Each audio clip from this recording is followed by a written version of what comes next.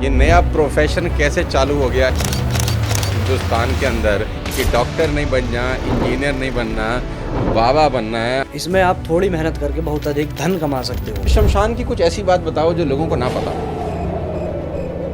आम लोगों को यही नहीं पता है कि वहाँ जितने भी लोग अभी कांवड़ यात्रा पे निकलते हैं और पूरी भक्ति के साथ जल लेकर आते होंगे, अपना सब चलता है बाबा जी का प्रसाद समझ के। वो जो मृत व्यक्ति होता है, मृत व्यक्ति की जो आत्मा होती है, उसके कान में खुद तारक मंत्र फूकते हैं। कैलाश पर्वत पे कितने लोगों ने आज तक ट्रैवल किया है? जो प्रसिद्ध है वो सिद्ध नहीं, हाँ, और जो सिद्ध है वो प्रसिद्ध नहीं। अज्ञानता बैठी सिंहासन पे, ज्ञान बड़ा कूड़े के ढेर। किसी की गुड़िया बनती थी, उस पर सुई चुभोते थे तो दूर व्यक्ति बैठा है उसको दर्द होता था। आप ही का नाम लेकर सिगरेट पी रहा है, और जब तक वो सिगरेट उसके हाथ में जल रही है तब तक उस व्यक्ति के प्राण बचे रहेंगे। सच्ची में ऐसी शक्ति भी होती है कि किसी के प्राण निकाल के किसी में डाले आ सकते हैं। काफी प्रलयंकारी ऊर्जा है। ब्रह्मा जी की गर्दन उन्होंने काट दी थी। इतने सारे कुंभ में साधु सन्यासी गए। ये बीफ का एक्सपोर्ट क्यों होता है इतना हमारे देश से, जितना दुनिया में शायद कहीं नहीं होता? सत्यता हर किसी के सामने है, लेकिन कोई बोलता नहीं है। धर्म धंधा बन चुका है। सिद्धि साधना की क्लासेस देने लगे लोग ऑनलाइन। ऐसा क्यों है? मतलब एवरेस्ट पे तो चले गए बहुत सारे लोग। 1000 वर्ष तक पीपल के वृक्ष पे शुक्राचार्य जी ने जो है तपस्या करी थी। किसी ने किसी को देखा ऐसे कि ये तो बहुत ही सुंदर लग रहा है, और अचानक उसकी तबीयत इतनी बिगड़ गई कि मामला ही साफ हो गया। ये जो अभी हादसा हुआ है एयरलाइन का या कोरोना का, ये सब ऋषिकेश पंचांग जो काशी में छपता है कि उनकी इच्छा के बिना वहाँ से कोई न जा सकता है, वहाँ न वहाँ से कोई अपने घर लौट सकता है। तो ये कैसे माना जाएगा कि आप असली बाबा हैं? एक पुस्तक है तंत्र की, उसमें सब दिया गया है कि यदि आप इस विद्या का उपयोग। अभी तो बागेश्वर धाम बाबा जी के ऊपर भी लोग बातचीत कर रहे हैं। सबसे पहली बात तो वो कोई बाबा नहीं है। एक ब्राह्मण यदि 10,000 बार भी वंदन भोलेनाथ तुम्हारे कौड़ी नहीं खजाने में, 3 लोग बस्ती में बसाए आप बसे वीराने में।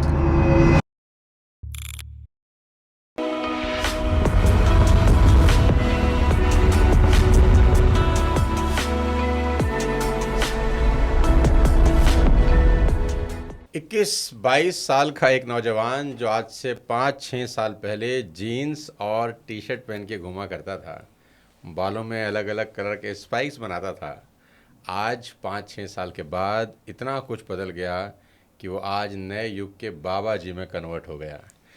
आज हमारे बीच में हैं शुभम शर्मा जी, जिनको हम बाबा जी कहें, जिनको हम आध्यात्मिक गुरु कहें, जिनको हम शास्त्री जी कहें। आज उन्हीं से जानेंगे, और जानेंगे आज के इस पॉडकास्ट में क्यों आज का युवा इंजीनियर नहीं बनना चाहता, बाबा बनना चाहता है।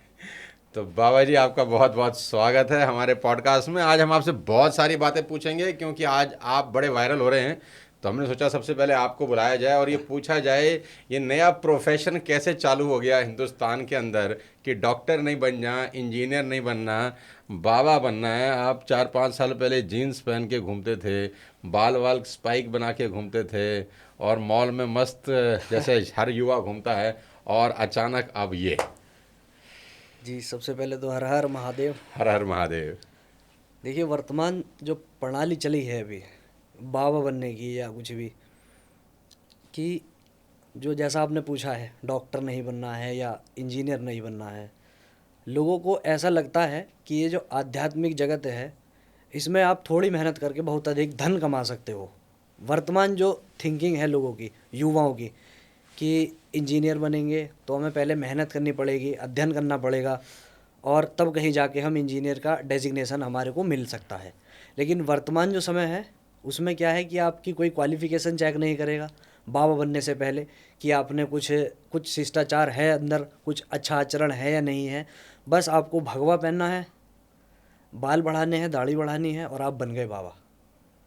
और उसके बाद क्या होगा, भोले भाले लोग, जैसे आप कभी कुंभ में अभी देखा आपने, किसी को नहीं पता बाबा वास्तव में क्या होते हैं, संत क्या होते हैं, साधु क्या होते हैं। भगवा देखा, दाढ़ी देखी, और जाके सीधा पैरों में दंडवत प्रणाम करने लगे। तो जब ऐसा होता है कि मेरे को बिना कुछ करे ही दुनिया इतना सम्मान दे रही है, पैर छू के पैसे दे रही है, मैं क्यों बनूं इंजीनियर, बाबा बन जाता हूँ। लेकिन उसके पीछे का सच वास्तव में ये नहीं पता किसी को कि अगर आप वास्तव में संत या साधु बनना चाहते हो तो वो जीवन केवल और केवल त्याग और तपस्या से भरा है। तो शुभम शर्मा जी के मन में अचानक ये विचार आया या शुरू से ही चल रहा था? और अगर शुरू से चल रहा था तो फिर शुरू में ही क्यों नहीं परिवर्तन हुआ? और अचानक विचार आया 22 साल 21 साल में, महादेव की कृपा हुई या क्या हुआ, वो आप मुझे बताएंगे कि क्या हुआ? आप तो अच्छा खासा ग्रेजुएट हो गए, अच्छे खासे जर्मनी की कोई डिग्री भी आपने ले ली, बड़ी अच्छी आपकी शिक्षा रही, और 21-22 साल तक तो आप बढ़िया मस्त जैसा आजकल के लड़के घूमते हैं वैसा घूमते थे, और अचानक महादेव की कृपा से अब आप ये बन गए। तो ये अचानक रातों रात हुआ या पहले से सोचा समझा था? ना सोचा समझा था हाँ। और ना रातों रात हुआ, ये ग्रेजुअली हुआ है, धीरे धीरे। अच्छा। क्योंकि उस अवस्था में भी पूजा पाठ मैं रोज ही किया करता था। अच्छा। जैसे कि लोअर में या जीन्स में ही मंदिर चले जाना। धीरे धीरे धीरे धीरे जैसे मैं उस क्षेत्र में घुसता रहा, ज्ञान लेता रहा, और खुद ऐसा कहा जाता है कि जैसे शिव जी से बड़ा कोई ज्ञानी नहीं, ना उनसे बड़ा कोई गुरु है। तो ये ज्ञान मुद्रा कहा जाता है इसको। ठीक। चाहे मैं मंदिर जाता था, जल चढ़ाता था, मुझे जैसे बैठा जाता था 2 मिनट 5 मिनट इस मुद्रा में, ज्ञान अवस्था में मैं ध्यान में बैठ जाता था खुद से ही? खुद से ही। उस समय ना मुझे कुछ मंत्र आता था कि मेरे को क्या करना है, बस खुद ही भगवान की कृपा से, अहेतु की कृपा जैसे होती है कि किसी कारणवश नहीं होती है, वो खुद ही हो जाती है। बस मैं ऐसे ही बैठा करता था आंख बंद करके, और धीरे धीरे धीरे धीरे धीरे धीरे बस मुझे पता नहीं क्या ऐसा अंदर से ही ऐसी अनुभूति होने लगी कि अब मुझे थोड़ा सा और इस लाइन में आगे जाना चाहिए। क्योंकि मेरी भूख उस समय बढ़ने लगी धीरे धीरे कि इतने से मेरा कार्य नहीं हो रहा है। तब मुझे एक विद्वान ने बताया कि ऐसे वस्त्रों में आपको पूजन नहीं करना चाहिए, जीन्स पहन के, जीन्स टी-शर्ट पहनकर, टी शर्ट पहनकर, क्योंकि आप हो सकता है घर में भी इन्हें पहनकर बैठे हो हाँ। और वो अपवित्र अवस्था में हो, आप उठे, जल का लोटा लिया और आप मंदिर आके चढ़ाकर चले गए। क्योंकि पूजा पाठ में पवित्रता का बहुत ज़्यादा ध्यान दिया नियम जाता है। नियम है। जैसे एक ड्रेस कोड हर जगह का होता है, स्कूल का, कॉलेजेस का, एम्प्लॉयज़ का, जी। उसी प्रकार हमारी सनातन परंपरा में एक ड्रेस कोड पूजा पाठ के लिए भी दिया गया है। माताओं बहनों के लिए साड़ी का है, और जो पुरुष हैं उनके लिए धोती कुर्ते का है, या उत्तरी और धोती का है जो सिली नहीं होती है। तो ये कैसे माना जाएगा शास्त्री जी कि आप असली बाबा हैं? क्योंकि असली और नकली तो आजकल बहुत चल रहा है बाजार में, है ना? अभी तो बागेश्वर धाम बाबा जी के ऊपर भी लोग बातचीत कर रहे हैं, उन्होंने गुच्ची का चश्मा पहन लिया और जैकेट पहन ली, तो लोग कह रहे हैं वो सादा जीवन उच्च विचार, वो वाली कहानी कहाँ चली गई? तो उन्होंने कहा मैं तो अब डबल रेट का पहनूंगा, मेरे को किसी ने दान भक्त ने दिया है, मैंने खुद नहीं खरीदा। चलो वो भी जो उनका पर्सनल कहानी है, लेकिन वो जो कहा जाता था कि सादा जीवन उच्च विचार, वो कहाँ चली गई बात? फिर क्या ये ठीक है आपके हिसाब से? देखिए, सबसे पहली बात तो आखिरी में जब बाबा जी गुच्ची पहनते हैं तो लोगों का मन तो करता होगा ना, चलो बाबा ही बन जाएं। मिडिल क्लास फैमिली का आदमी तो गुच्ची के शोरूम के बाहर से भी नहीं जा पाता है। देखिए, भगवान की कृपा का पात्र बनना पड़ता है सबसे पहली चीज़। और ये तो कुछ राजनीतिज्ञों का एक शुरू से रहा है कि सनातन धर्म को ही टारगेट किया जाता है। क्या और धर्म समाज पंथ के जो साधु हैं या जो उनकी फील्ड में उनको जो बोला जाता होगा, क्या उनके जो प्रिय शिष्य हैं वो उन्हें कुछ नहीं देते? लेकिन प्रारंभिक अवस्था से ही टारगेट केवल और केवल सनातन को ही किया जाता है कि इस वर्ण व्यवस्था के, इस संप्रदाय के साधु को किसी ने ये दिया तो क्यों दिया? अरे उसके पास था, उसने दे दिया भाववश आकर। अगर आपको ही यदि कोई कुछ दे या मुझे ही कुछ दे, मैं तो रख लूँगा, आप भी रख लेंगे। कोई संसार में ऐसा नहीं कि अगर किसी को कोई फॉर्चूनर दान दे तो वो मना कर दे कि मुझे नहीं चाहिए। इस चराचर जगत में कोई ऐसा नहीं है। जो उंगली उठा रहे हैं आज, यदि उनको भी कोई गुची से महंगा कुछ दे हाँ, तो क्या वो लेंगे? नहीं बोलते भी होंगे कि हमको भी लाके दो। तो फिर तो ये एक मानसिकता है कि टारगेट ही केवल सनातन को करना है। अरे चोर पहन सकता है गुच्ची, उचक्का पहन सकता है, डाकू अब पहन आप सकता है, तो बाबा जी क्यों नहीं पहन सकते? जो स्मगलर होते हैं, जो गलत काम गलत करने वाला कार्य गुच्ची करते पहन हैं, ले तो वो कोई खुली दिक्कत नहीं है। जीप में अस्त्र लेकर चल रहे हैं, उन्हें तो कुछ नहीं, कोई उंगली उठा मैं रहा, कह रहा कोई हूँ ऑब्जेक्शन कोई नहीं करता है। अत्याचारी गुच्ची पहन ले तो कोई दिक्कत कोई नहीं है, दिक्कत कोई नहीं। भगोड़ा गुच्ची पहन ले तो कोई दिक्कत नहीं है। भगवान का नाम लेने वाला पहन रहा है तो सबको समस्या हो गई। क्योंकि मेरे हिसाब से तो गलत है। इसमें मसला ये है कि हम ही उंगली उठाते हैं अपने समाज के लोगों पर। हाँ। कोई विधर्मी या विरोधी नहीं उठा रहा है, उनमें भी 90% बोलने वाले हिंदू ही समाज से हैं। भगवान को मानने वाले लोग ही हैं। हाँ, कि बाबा ने ऐसा पहना। तो सबसे पहली बात तो वो कोई बाबा नहीं है, वो कोई बाबा नहीं है धीरेन्द्र शास्त्री जी। वो अच्छा। एक युवा हैं और वो सनातन के लिए कार्य कर रहे हैं। ना तो उन्हें कोई साधु कहना उचित होगा और ना उन्हें बाबा कहना, सन्यासी कहना उचित होगा। वो एक कथावाचक है जी।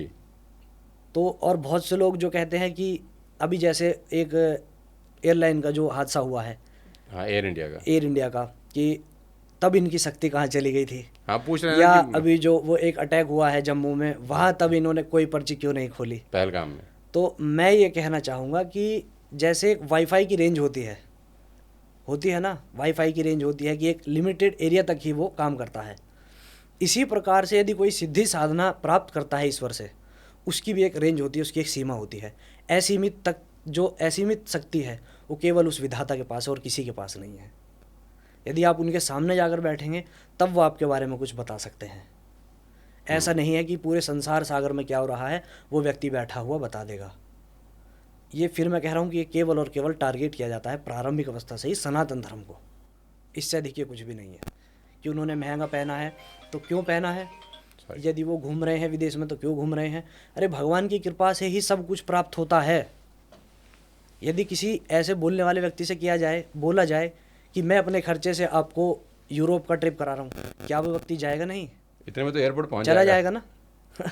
लेकिन क्या है ना कि अपने दुख से दुखी कोई नहीं, दूसरे के सुख से दुनिया अच्छा, आप दुखी मुझे है। शास्त्री जी एक बात बताओ कि इतने सारे बाबा आए पिछले कुछ समय मार्केट के अंदर। जी, मैं तो ऐसे ऐसे वीडियो सोशल मीडिया पे देखता हूँ कि हंसी भी आती है और गुस्सा भी आता है, लेकिन अब हम क्या करें। वो एक बाबा का मैंने वीडियो देखा, नाम तो मेरे जहन से भी उतर गया। उसके दरबार में कोई एक लेडी लेटी हैं जो सो कॉल्ड मर चुकी हैं, और उनके घर वाले उसको लेकर आए हैं, बाबा जी ऐसा हो गया टाइप्स। तो बाबा जी उसको बोल रहे हैं, क्या मैं तेरे प्राण निकाल के इस लड़की में डाल दूं? तो कह रही, हाँ बाबा जी डाल दो, थोड़े से डाल दूं, हाँ थोड़े से डाल दो। तो वो ऐसे ऐसे कर रहे हैं कि इसके प्राण निकाल के इसमें से इसमें डाल दिए जाएं, गुड़ गुड़ गुड़ छू, और वो लड़की अचानक से खड़ी हो जाती है और जय बाबा जी हो जाता है। तो मतलब ये सच्ची में ऐसी शक्ति भी होती है कि किसी के प्राण निकाल के किसी में डाले आ सकते हैं? शक्ति होती है, मृत संजीवनी विद्या उसको बोला जाता है, लेकिन वर्तमान में किसी के पास तो वो नहीं है। बाबा जी कर रहे हैं वो सोशल केवल और मीडिया के केवल, ऊपर। देखिए पाखंड से भरा हुआ हमारा समाज है, हमारा देश है वर्तमान समय में।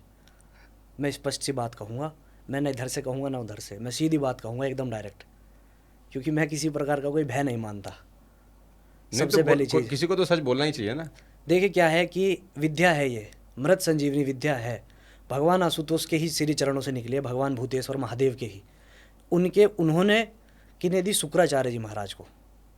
विद्या है, लेकिन वर्तमान में उसे कोई नहीं पा सकता। 1000 वर्ष तक पीपल के वृक्ष पे उल्टे इस बल से शुक्राचार्य जी ने जो है तपस्या करी थी, तब कहीं जाके भगवान शिव ने प्रसन्न होकर उन्हें मृत संजीवनी विद्या का दान दिया था। वर्तमान में कोई कर सकता है ऐसा? कभी नहीं कर सकता, इतने वर्ष तक जी ही नहीं सकता।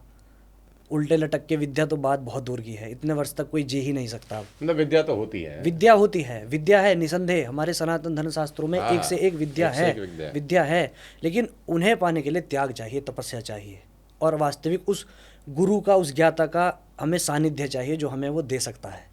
लेकिन ये जो करते हैं तो आप लोगों का भी एक लॉबी होता होगा ना बाबा जी का। सब आप लोग उनको टोकते नहीं कि ये क्या मजाक उड़ा रहे हो धर्म का? जो पढ़े लिखे लोग देखते होंगे तो क्या संदेश मैं लेके जाते होंगे? अपने खुद के पर्सनल इंस्टाग्राम अकाउंट से खूब लोगों को सजग करता हूँ कि ये केवल और केवल पाखंड है, इससे दूर रहकर अपनी बुद्धि का उपयोग कीजिए। वास्तव में जो तंत्र होता है, वास्तव में जो तंत्र प्रणाली वो दिखा रहे हैं लोग इस समय, वास्तव में जो तंत्र होता है, जो उसके प्रणेता हैं, उसके ज्ञाता हैं, वो उस कार्य को पूरी तरह से गुप्त करते हैं, पूरी तरह से वो कार्य अरे कॉन्फिडेंशियल पब्लिक में होता है। वीडियो चल रहा है। वो सब पाखंड है। जो पब्लिक में आ गया है इस तरह का कोई गुप्त कार्य है, केवल और केवल वो पाखंड है। मैं फिर कह रहा हूँ, वो केवल और केवल पाखंड है। अरे एक बाबा जी वो हैं जो कहते हैं समोसा खा लो तुम्हारी ज़िंदगी ठीक हो जाएगी, तुम्हारी लाल चटनी आ रही है, हरी चटनी आ रही है। मैं तो कभी कभी सोचता हूँ यार कि ये तो कमाल ही हो गया कि प्रॉब्लम को सॉल्व करने का कितना सिंपल सरल तरीका है। देखिए हमारे समाज में जो स्त्रियां हैं प्रारंभिक अवस्था से ही वो भावनात्मक ज़्यादा है, हाँ, इमोशनल। इमोशनल। ऐसे व्यक्ति को आप जैसे जिधर ले आना चाहो, वो बेचारा दुख में भाव में आकर कहीं भी चला जाएगा और आपकी कहीं भी किसी भी बात को मानकर उसको अपने ऊपर इम्प्लीमेंट करने लगेगा। लेकिन उसका जो नहीं तो ये धर्म जो के गुरु जो हैं, जो साधु समाज है, विरोध क्यों नहीं करते इनका कि ये क्या तमाशा है भाई, तुम्हारी वजह से सबका नाक कट रहा है यार। करते हैं, कुछ महात्मा हैं जो करते हैं, कुछ ये जूना अखाड़ा से कुछ महात्मा हैं भी, एक गिरी हैं कोई, उनका नाम भूल रहा हूँ मैं, सोशल मीडिया पर वो काफ़ी बोलते हैं अभी आजकल, कथावाचकों को भी बोलते हैं वो। लेकिन क्या है कि जो उन लोगों के साथ में पूरी चेन चली है, उन्हीं का पूरा एक ग्रुप चलता है, एक मीडिया हैंडलिंग चलती है, सब कुछ चलता है, तो इसलिए वो कुछ ज़्यादा मतलब स्प्रेड अभी वो शंकराचार्य सच्चाई जी ने हो नहीं स्टेटमेंट भी पाती। दिया ना एयरलाइन के क्रैश होने के बाद, जब रिपोर्टर रिपोर्ट कर रहा है कि गीता जल गई, गीता जल गई, उन्होंने बड़ी अच्छी बात बोली। उन्होंने बोला इसमें क्या बात होगी, गीता जल गई तो उससे फ़ायदा क्या हुआ हमें? फ़ायदा तब होता है जब सब बच जाते और गीता जल जाती। गीता बच गई तो उसका फ़ायदा क्या हुआ? ऐसा कुछ नहीं है, देखिए हर व्यक्ति अपने कर्म का भोग भोगता है, हो सकता है उन लोगों की मृत्यु ऐसी ही लिखी हो। नहीं, रिपोर्टर तो ये रिपोर्ट कर रहे थे ना कि देखो कितना अध्यात्म में कितनी ताकत है, सब जल गया लेकिन गीता नहीं जली, तो गीता नहीं ये जली, एक गीता नहीं प्रमाण, जली। यही एक प्रमाण दिया जाता है कि सनातन ही शाश्वत है और कोई शाश्वत नहीं है, ना किंचित शाश्वतम। बार बार यही कहा जा रहा है वेद पुराण शास्त्रों में। जितना कुछ दिखाई दे रहा है इस संसार में, छोटे कीट से लेकर एक मानव तक, सब कुछ थोड़े समय का है, क्षणभंगुर है। बार बार यही चीख चीख कर विद्वानों ने कहा है, ना किंचित शाश्वतम। और ये जो ऐसे हादसे में मृत्यु होती है, ये उसका प्रमाण है कि गीता सनातन धर्म शास्त्र से जुड़ा हुआ बहुत बड़ा एक हमारा उपहार है, हमें जो मिला है ऊपर वाले की कृपा से, वही बचा है, बाकी सब चले गए हैं। तो इसका सीधा सा यही प्रमाण क्या उन लोगों को नहीं मिल पा रहा है कि जो शाश्वत है वही बचेगा? आदि अंत मध्य में सत्ता केवल एक ही की विराजमान है ना, उस परम प्रभु की। लेकिन शास्त्री जी सवाल तो फिर वही है ना कि गीता अगर बच भी गई ठीक है, तो उससे हमारे को और आपको फ़ायदा क्या हुआ? मतलब लोग जो सवाल उठा रहे हैं उनका तो यही कहना है कि अच्छा होता कि गीता जल जाती ठीक है, और 250 लोग बच जाते। ऐसा नहीं हो सकता। फूल, वो कह रहे हैं फूल से बच्चे जल हर गए। व्यक्ति अपने अपने कर्म का भोग कहाँ भोगता है? नहीं नहीं, उनका कहना ये भक्त, था कि जो जर्नलिस्ट ठीक रिपोर्टिंग है, कर रहे हैं हाँ, वो इतनी बड़ी बात इसको बता रहे हैं कि गीता नहीं जली, गीता नहीं जली, गीता नहीं जली, तो उनका सिर्फ इतना सा कहना था कि ये कोई बहुत बड़ी चीज़ नहीं है। अच्छा तब होता गीता जल जाती और 250 लोग बच जाते। अभी बद्रीनाथ में रिसेंट में बस गिरी है, आपने वीडियो भी देखी होगी, छोटा बच्चा चीखता हुआ कह रहा है, हे बद्रीनाथ तुमने क्या किया, हे बद्रीनाथ तुमने क्या किया। तो वो बालक मुझे दिख रहा है, आपको दिख रहा है, शायद जो सोशल मीडिया पर देखे उन्हें दिख रहा है, लेकिन उस परम प्रभु की नज़र में केवल एक जीवात्मा है जो अपने प्रारब्ध के कर्मों को भोगता है। उसमें कहीं ये नहीं है कि उसका फ़ायदा क्या हुआ।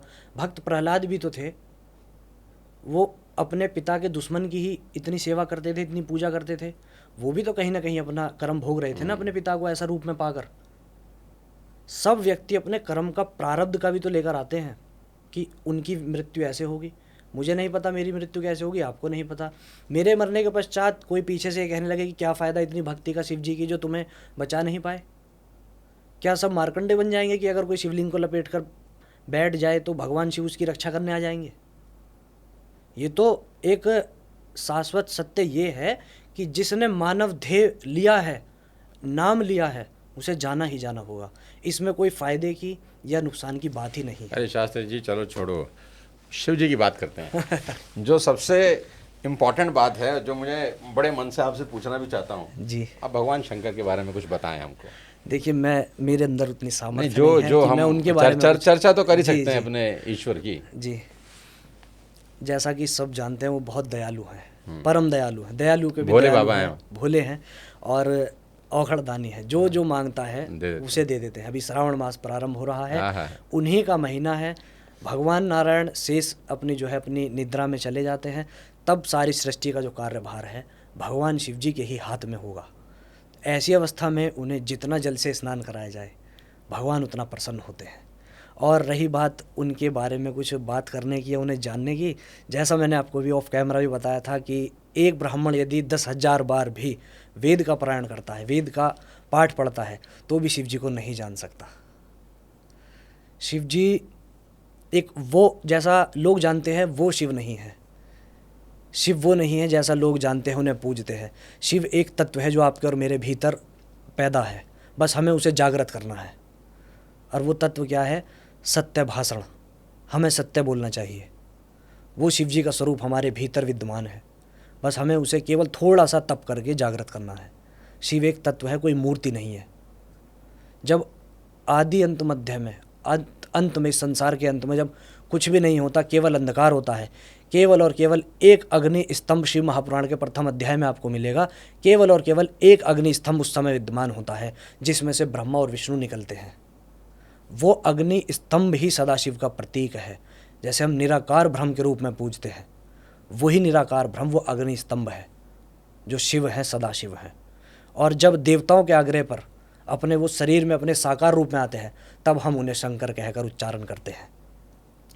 अभी कांवड़ यात्रा भी स्टार्ट हो जाएगी, जी। है ना? तो आपको क्या लगता है कि जितने भी लोग अभी कांवड़ यात्रा पे निकलते हैं, ये सब लोग पूरी श्रद्धा, पूरी भक्ति के साथ वहाँ जाते होंगे और पूरी भक्ति के साथ वहाँ जल लेकर आते होंगे?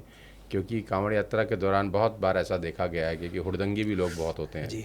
हुड़दंग मचाते हैं। सब तो नहीं मचाते, लेकिन कुछ तो मचाते ही हैं, और वहाँ पर अपना सब चलता है बाबा जी का प्रसाद समझ के। जी, देखिए, शिव जी की बारात का चरित्र सुना है आपने, प्रसंग सुना है?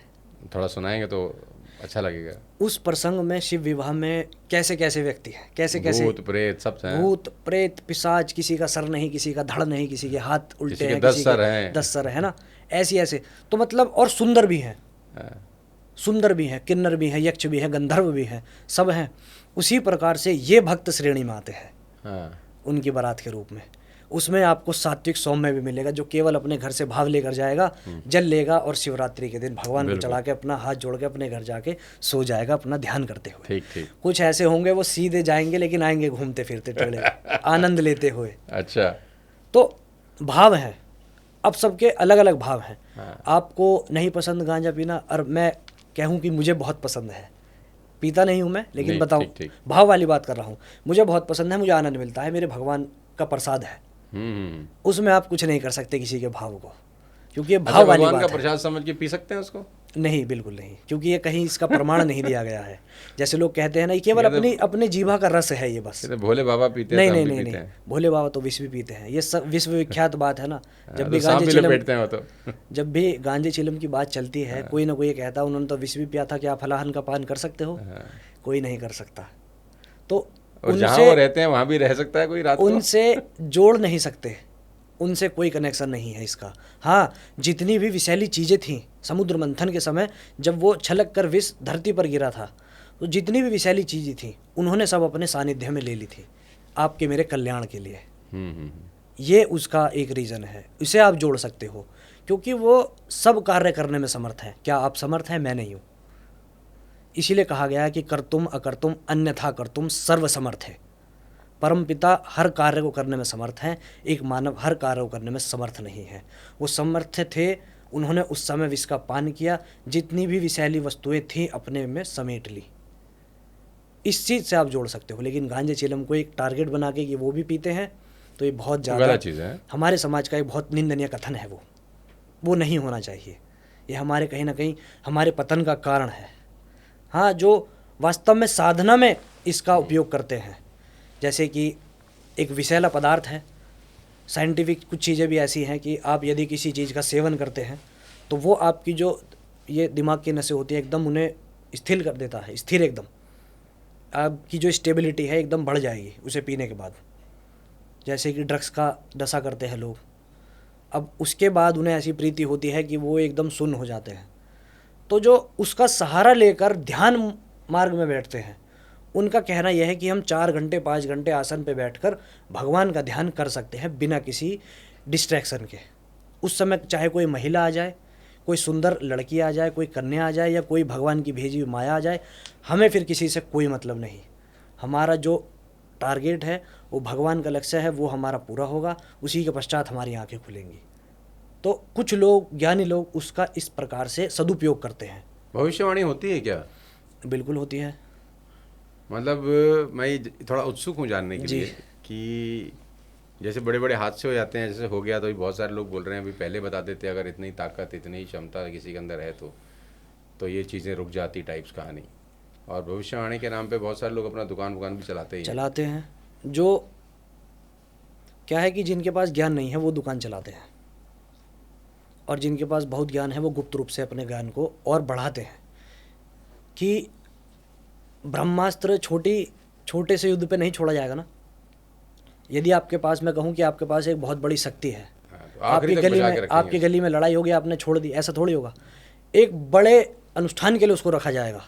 ऐसे ही वो लोग गुप्त रूप से रहकर उस तप को अपना अंदर पैदा कर रहे हैं, तब कहीं जाकर उस चीज़ को छोड़ते हैं। और रही बात भविष्यवाणी की, तो ये जो अभी हादसा हुआ है एयरलाइन का या कोरोना का, ये सब ऋषिकेश पंचांग जो काशी में छपता है, सब पहले से छप जाता है। 1 साल पहले का जो यदि आप उसमें छपा हुआ था? पंचांग उठाएंगे तो उसमें सब ये लिखा हुआ है कि उसमें ये छपा हुआ है? हवाई यात्रा से जो है इस देश में हमारे ये व्यवस्था होगी, और कोरोना के समय भी ये होगा कि ये फलाना बीमारी नाम से। कौन से पंचांग में छपा था ये? ऋषिकेश पंचांग में, काशी से छपता है। मतलब काशी से छपता है ऋषिकेश पंचांग। उसमें कोरोना का पहले से छपा हुआ सब था? कुछ पहले से दिया हुआ था। और ये एयरलाइन का जो क्रैश है ये भी पहले से छपा हुआ था। 15 दिन पहले अभी मेरे एक जानकार हैं ब्राह्मण, वो काशी गए हुए थे, तब उनसे मेरी बात हुई, तब उन्होंने मुझे बताया कि वहाँ के एक वैदिक ब्राह्मण के पास मैं खड़ा था, उन्होंने मुझे बताया एक पंचांग लाकर, ऋषिकेश पंचांग जो आता है वो एक मान्य पंचांग है पूरे भारतवर्ष में, जो केवल और केवल काशी से ही संपादित होता है।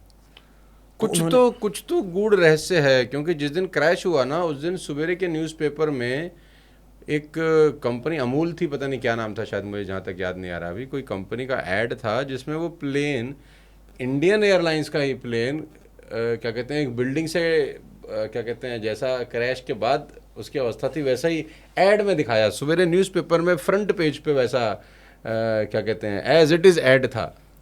तो ये क्या है कि देखिए, भविष्यवाणी तो हो जाती है, वो वास्तविकता है कि यदि कुछ होने वाला है, बहुत से लोगों को वो आभास होने लगता है, लेकिन हो सकता है कहीं ना कहीं कोई राजनीति की, जो आपने अमूल वाली बात बताई है, मुझे नाम याद नहीं आ रहा, अमूल था कि पता नहीं, कहीं ना कहीं कोई राजनीतिक प्रपंच भी हो सकता है हर कार्य में, क्योंकि राजनीति एक ऐसी व्यवस्था है कि वो नहीं देखेगी कि कोई मासूम जा रहा है। अच्छा, आपको लगता है कि इसके पीछे कोई राजनीतिक कारण भी हो भी सकता है, कुछ भी हो सकता है इस संसार में। पूर्व चीफ मिनिस्टर उसमें ट्रेवल कर रहे थे, मतलब उस दिशा में लेके जा रहे हैं आप उसको? नहीं, जैसा आपने भी कहा कि ऐसा कुछ, लेकिन मैं तो उस मार्ग का हूँ, तो मैं भविष्यवाणी के लिए आपसे कह रहा हूँ कि भविष्यवाणी वाली बात बिल्कुल सत्य है, वो होती है और वो करते हैं विद्वान लोग। यदि आपको देखना और सटीक होती है, बिल्कुल सटीक होती है, एज इट इज़ वो बता देते हैं उसमें पंचांग में। लेकिन क्या है ना कि 20-50 रुपये के पंचांग पे कोई भरोसा नहीं करता, मानते तब है जब चीज़ हाथ से निकल जाती है, तब कहते हैं। हर व्यक्ति भगवान की शरण में तब जाता है जब वो अपने से पूरा जोर लगा देता है, तब कहीं जाकर आके पंडित जी मेरा ये कार्य नहीं हो रहा है, मैं आपके हाथ जोड़ता हूँ, मेरे बेटे की शादी करा दो या मेरी बिटिया की शादी करा दो, और या फिर मेरे बच्चे को रोग लगा है, इसका निवारण आप मुझे दे दो। पंडित जी कोई खुद से थोड़ी कुछ देते हैं, पंडित जी तो मार्ग दे देते हैं कि ये रहे भगवान, इनका पूजन करो आप, बात खत्म। तब कहीं जाके वो उस मार्ग में आते हैं। पहले हर व्यक्ति अपने अभिमान में आकर, अपने अहंकार में आकर, अपने को सामर्थ्यशाली समझ के हर कार्य को करने की चेष्टा करता है, लेकिन भगवान उसे बार बार इसी प्रकार से मुंह के बल गिराता रहता है कि तू कर अपने से, लेकिन मैं ही सर्वसमर्थ। बहुत बढ़िया, बहुत बढ़िया। मैं ही कर सकता हूँ जो कर सकता हूँ, तू कुछ नहीं कर सकता। मैं शास्त्री जी आपकी थोड़ी सी वेशभूषा के बारे में भी थोड़ा उत्सुक हूँ पूछने के लिए कि आपने ये वस्त्र, मैंने पूछ लिया आपसे कि आपने धारण किए हैं काले, आपने बोला कि उसका मुझे उचित आंसर दिया। अब ये जो आपने मालाएं धारण कर रखी हैं जी, ये एक तो मुझे देखने से रुद्राक्ष जैसी लग रही है, अब क्या है वो आप जी, जाने। रुद्राक्ष है। और एक ये ब्लैक कलर का भी आपने कुछ बड़ा सा कुछ धारण कर रखा है, ये वो एक काशी से ही मेरा एक, क्या है, थोड़ा मुझे बता पाएंगे क्या? हम ये इसको एक थोड़ा समझ सकारात्मक ऊर्जा को बढ़ाने के लिए और नकारात्मक दोष को दूर रखने के लिए मैंने पहना है। और ये रुद्राक्ष है और ये करुंगली माला है, हिब्नुस की लकड़ी से माला है बनी ये? करुंगली माला। अच्छा, और ये कैसे, कहाँ से लिया आपने, और क्या रास्ता होता है इसका, और क्यों पहननी चाहिए? ये एक तरह से जैसे हम पूजा पाठ में अलग अलग पूजा के समय अलग अलग मालाओं का हमारे सनातन धर्म में जैसे विवरण दिया गया है, उसी प्रकार से जैसे हम करुंगली माला को पहनते हैं, तो एक तो वर्तमान समय में क्या है कि हर व्यक्ति अच्छा दिखना चाहता है, कुछ ना कुछ ज्वेलरी वो ऐसे अपने ऊपर जो है पहनता है कि वो पहनकर उसे अच्छा, थोड़ा अट्रैक्टिव दिखे, वो तो एक अलग विषय है। लेकिन करुंगली माला का क्या होता है कि जब हम इसे पहनते हैं तो जो भी यदि कोई व्यक्ति हमारे को नज़र दोष लगाना चाहता है, अच्छा, किसी प्रकार की कोई नेगेटिव एनर्जी यदि हमारे पास आना चाहती है, वो इससे दूर रहती है, नहीं आती है। और क्योंकि इसके अंदर काफ़ी सारे ऐसे सकारात्मक गुण हैं, जैसे कि आपका जो मानसिक संतुलन है वो स्थिर रहता है जब आप कोई साधना करते हैं या कोई आप पूजा करते हैं उस समय में। तो ये जो दाने हैं ये किस चीज़ के दाने होते हैं? ये हिब्नुस की लकड़ी होती है, उसके दाने हैं। ये लकड़ी का है, ये पेड़ की लकड़ी होगी जी। और इसका संबंध भगवान मुर्गन और शिवजी से जोड़ा गया है। मुर्गन यानी कि जो शिवजी के पुत्र हैं भगवान कार्तिकेय, ये दक्षिण भारत में इसका बहुत ज़्यादा प्रचलन है। अच्छा, हमारे नॉर्थ में बहुत कम लोग अभी तो लकड़ी काटते हैं, लकड़ी काट के इस तब ये आकार दिया जाता है, तब इसको हम पहनते हैं। अच्छा, नज़र दोष किसी भी तरह का हो, नजर वो दोष इससे लगता है क्या वैसे? बिल्कुल लगता नजर है, लगती है किसी बिल्कुल को लगती है, कि यार बिल्कुल तू तो बड़ा सुंदर लग रहा है, अगले दिन बिल्कुल बीमार हो गया वो? बिल्कुल बिल्कुल। ऐसा होता है? विज्ञान भी मानता है ना कि नेगेटिव एनर्जी है और पॉजिटिव एनर्जी है, हाँ, मानता है ना विज्ञान भी। तो विज्ञान को तो एक बार को हो सकता है हमारे समाज के, हमारे एज के लोग सनातन की या धर्मशास्त्र की जुड़ी हुई किसी चीज़ को नकार दें, लेकिन विज्ञान को सब मानते हैं ना। तो विज्ञान भी ये मानता है कि नेगेटिव भी है, पॉजिटिव भी है। इसी प्रकार से नज़र दोष भी होता है। ये कितना प्रभावशाली हो सकता है कि ऐसा भी मैंने सुना है कि किसी ने किसी को देखा ऐसे कि ये तो बहुत ही सुंदर लग रहा है और अचानक उसकी तबीयत इतनी बिगड़ गई कि मामला ही ये साफ हो गया। बिल्कुल होती है, मैं अपने से बता सकता हूँ, मेरे साथ हो जाता है। हम तो जब छोटे थे, हमारे पिताजी वो मिर्ची रखते थे हाँ कि यार, हम बोलते तबीयत ठीक नहीं है तो बोलते थे ओहो तुझे नज़र लग गई है, जी। बैठ। तो वो 7 मिर्ची ली, वो डंडी वाली मिर्ची, घुमा और के घुमाई, फिर उसको जला दी तो वो मिर्ची में स्मेल नहीं बिल्कुल आती भी थी धसका नहीं लगता और है। कागज की माफिक वो जल सब- जाती थी पूरी। वैसे मिर्ची आप जलाएंगे तो आप बैठ नहीं सकते। बैठ नहीं सकते। यही देखिए सार है। इसी से आप समझ लीजिए कि जिस मिर्च को आप यदि जलाते हैं हाँ, वो आपको बैठना मुश्किल कर possible देगा, ही है ना। नहीं है। यदि यहाँ पे एक भी जल जाए तो सब बाहर भाग है जाएंगे। ना, इतना धुआं उठेगा। लेकिन जब नज़र के लिए उसको उतारा जाता है 7 बार, तब आप देखिए कि हल्का सा भी धसका आपको नहीं लग नहीं सकता। लगता। तो ये क्या है, प्रमाण के साथ आपको सब पता चल रहा है कि वास्तव में नज़र दोष होता है। और नज़र इतनी कैड़ी, इतनी बुरी चीज़ है कि पत्थर को वास्तव में फोड़ फाड़ सकती देती है। बिल्कुल फोड़ सकती है। नज़र दोष सच में होता है, और केवल भारत में ही नहीं, ऑल ओवर द ग्लोब के लोग इसको मानते हैं। विदेशों में भी नज़र दोष होता है। बस क्या है कि वो लोग, उन लोगों का तरीका अलग है, उन लोगों के देवी देवता अलग हैं, उन करने की रेमेडीज़ अलग हैं, लेकिन होता वहाँ भी है। ऐसा नहीं है कि केवल भारतवर्ष में ही नज़र दोष होता है, और वो लगती सबको है। और ये अच्छे लोगों की भी लग जाती है, ऐसा नहीं कि खाली बुरे लोग होते हैं। माँ बाप की बच्चों को लग जाती है, बड़ा अच्छा लग रहा है, बीमार हो गया शाम तक। देखिए क्या होता है कि काफ़ी बार ऐसा होता है जब कोई प्रेम से भी हो जाता जब है। कोई ऐसे बॉडी बनाता है ना, हाँ। जब जिम करते हैं, तो काफ़ी बार क्या होता है कि खुद की बॉडी देखकर शीशे में उनको अच्छा सा लगता है कि मतलब अच्छी बॉडी हो रही है, तो खुद की नज़र भी लग जाती है। खुद की भी लग जाती है। तब आप देखेंगे थोड़े समय बाद आपका क्या है कि वर्कआउट के लिए मन नहीं कर रहा है, या पूजन में बैठे हैं तो आपके शरीर में थोड़ा आलस्य भर गया है, खुद की भी नज़र लग जाती है। वो क्या है ना कि इसको एक तरह का मैनिफेस्टेशन भी आप बोल सकते हैं। जैसा आप उस समय सोच रहे हो, है ना, यार अच्छा लग रहा है सब कुछ, कुछ गलत ना हो, वही गलत आपके साथ घट जाता है थोड़े सी रूप में। वो एक तरह का मैनिफेस्टेशन भी है, जो हम सोच रहे हैं वो वास्तव में हमारे साथ घट भी गया है। तो ठीक है, ये तो आपने बताया, ये मुझे समझ में आ गया, किसी एक पेड़ की लकड़ी का है, जी। नज़र दोष से ये बचाता है। आपने में हाथ भी में भी मैंने कुछ पहन रखा है, ये मोटा यही सा, है, इसी वजह से है ये भी उसी का रूप है। यही करूंगली का बड़ा रूप है, मतलब अच्छा, तो थोड़ा आप बड़ा, ये गले 24 में घंटा पहन के रखते हैं या इसको उतार नहीं, देते इसको हैं? पहनने का यही नियम है कि इसको जब आप पूजा पाठ करें या कहीं अपनी यात्रा पर हैं तब तब पहनें। वो धारण कर लें। सोते समय आप, शयन के समय उतार सकते हैं, शौच के समय उतार सकते हैं। जो भी कार्य ऐसा है जिसमें हमें इन्हें नहीं पहनना चाहिए, तब उतार देना चाहिए। यात्रा पे, पूजन के समय हमें इन्हें तो permanent ये पहनना कहाँ से चाहिए। मिलता है, आपने कहाँ से खरीदा है? ये मैंने सनातनी.in करके एक वेबसाइट अच्छा, है, वहाँ जहाँ से से लिया। मुझे ओरिजिनल, मैं जब भी खरीदा है वहीं से ही मैंने सब कुछ परचेज किया है। ये सनातनी.in। सनातनी.in, वहाँ से अच्छा। अच्छी, मतलब जो है क्वालिटी, मैंने खुद मैंने पहना है, तब मुझे कहीं जाकर विश्वास है कि हाँ और ये original ब्लैक है। वाला जो बड़ा बड़ा है, ये क्या है? ये काशी से एक मेरे जानकार, एक मित्र हैं, उन्होंने मुझे एक प्रेम स्वरूप भेंट किया था। अच्छा, काशी से। जी, काशी ये का क्या है। लकड़ का है, कपड़े ये का है? धागा है। अच्छा, धागे धागा की है भी ये। अच्छी माला है। हाँ, ये भी नज़र दोष के लिए ही, और एक सकारात्मक, क्या है ना कि मैं आपको बताता हूँ तो आपको personally- लगती है नजर? जी। हाँ? अच्छा, कहते काला टीका लगाओ तो नहीं लगती, आपके तो पूरे वस्त्र भी काले देखिए क्या हैं, नज़र नज़र उस रूप में नहीं, जैसे कि क्या है ना कि मेरी शुरू से ही एक रुचि, मैं ज़्यादा क्यूरियस रहता हूँ मंदिर से अधिक शमशान की तरफ जाने के लिए। अरे बाप रे बाप। मंदिर में मुझे जाकर अनुभूति इतनी नहीं होती है मसान नाथ की, अच्छा, जितनी मुझे जो शमशान घाट की में तरफ होती है। जाकर होती है। इसीलिए वहाँ जाकर बहुत सी व्यवस्थाएं ऐसी होती हैं कि जो आपको, तो शमशान की कुछ ऐसी बात बताओ जो लोगों को ना पता हो। आपके साथ आज हम बैठे हैं तो कुछ ऐसी जानकारी भी तो मिलनी चाहिए ना जो साधारण आम मानस में है नहीं। हाँ। क्योंकि बीच में अभी मैं सुन रहा था मुरारी बापू को, उन्होंने एक शादी कराई शमशान घाट के अंदर। देखिए एक मत है लोगों का कि जैसे एक लोकाचार में, जैसे हम कहीं शमशान में गए हैं, किसी का दाह संस्कार किया है, वहां से आए स्नान जरूर करते हैं, स्नान करते हैं, है ना, अशुद्ध हो गए, लेकिन किसी को इसके पीछे का एक साइंटिफिक रीजन नहीं पता कि हम स्नान क्यों करते हैं। आपने सुना है कपाल क्रिया होती है, हाँ, वो खोपड़ी वाला। ब्रह्मांड फटता है ना, ये कपाल भ्रमरंध्र बोलते हैं इसको। जी हाँ, जी। सारा केंद्र ये है हमारे शरीर का। जी। तो जब ये हमारा भ्रमरंध्र ये कपाल क्रिया के समय जब फटता है, इसमें से आपने देखा होगा आवाज़ आती है, अगर यदि कोई ऑब्जर्व करता है तो उस भ्रमरंध्र में से, कपाल में से ऐसे तत्व निकलते हैं जो आपके मेरे शरीर को उस समय कहीं काफ़ी हद तक गिरा सकते हैं, बीपी भी फ्लक्चुएट कर सकते हैं हमारा। अच्छा। तो इसलिए उसका कोई, उस तत्व का कोई प्रभाव हमारे शरीर पर ना हो, हम इसलिए आकर स्नान करते हैं। ऐसा नहीं कि शमशान कोई अशुद्ध भूमि है, कोई हमारे पीछे चिपट जाएगा इसलिए हम स्नान करते हैं। यदि वो स्नान हो, यदि जो वो शमशान अशुद्ध स्थान होता तो मसाननाथ वहाँ क्या कर रहे हैं? अशुद्ध स्थान पे भगवान क्या कर रहे हैं फिर वहाँ अपनी भगवती उमा अपनी शक्ति के साथ? बताइए आप क्या कर रहे हैं? जो लोग बोलते हैं कि शमशान एक अशुद्ध स्थान है। शिव महिम्न स्तोत्र आपने शायद सुना हो। पुष्पदंत महाराज एक भगवान शिव जी के बहुत बड़े भक्त हुए हैं, पुष्पदंत। तो उन्होंने एक अपने शिव महिम्न स्तोत्र में एक स्तुति गाई है कि मैं गा के सुनाता हूँ आपको, है ना।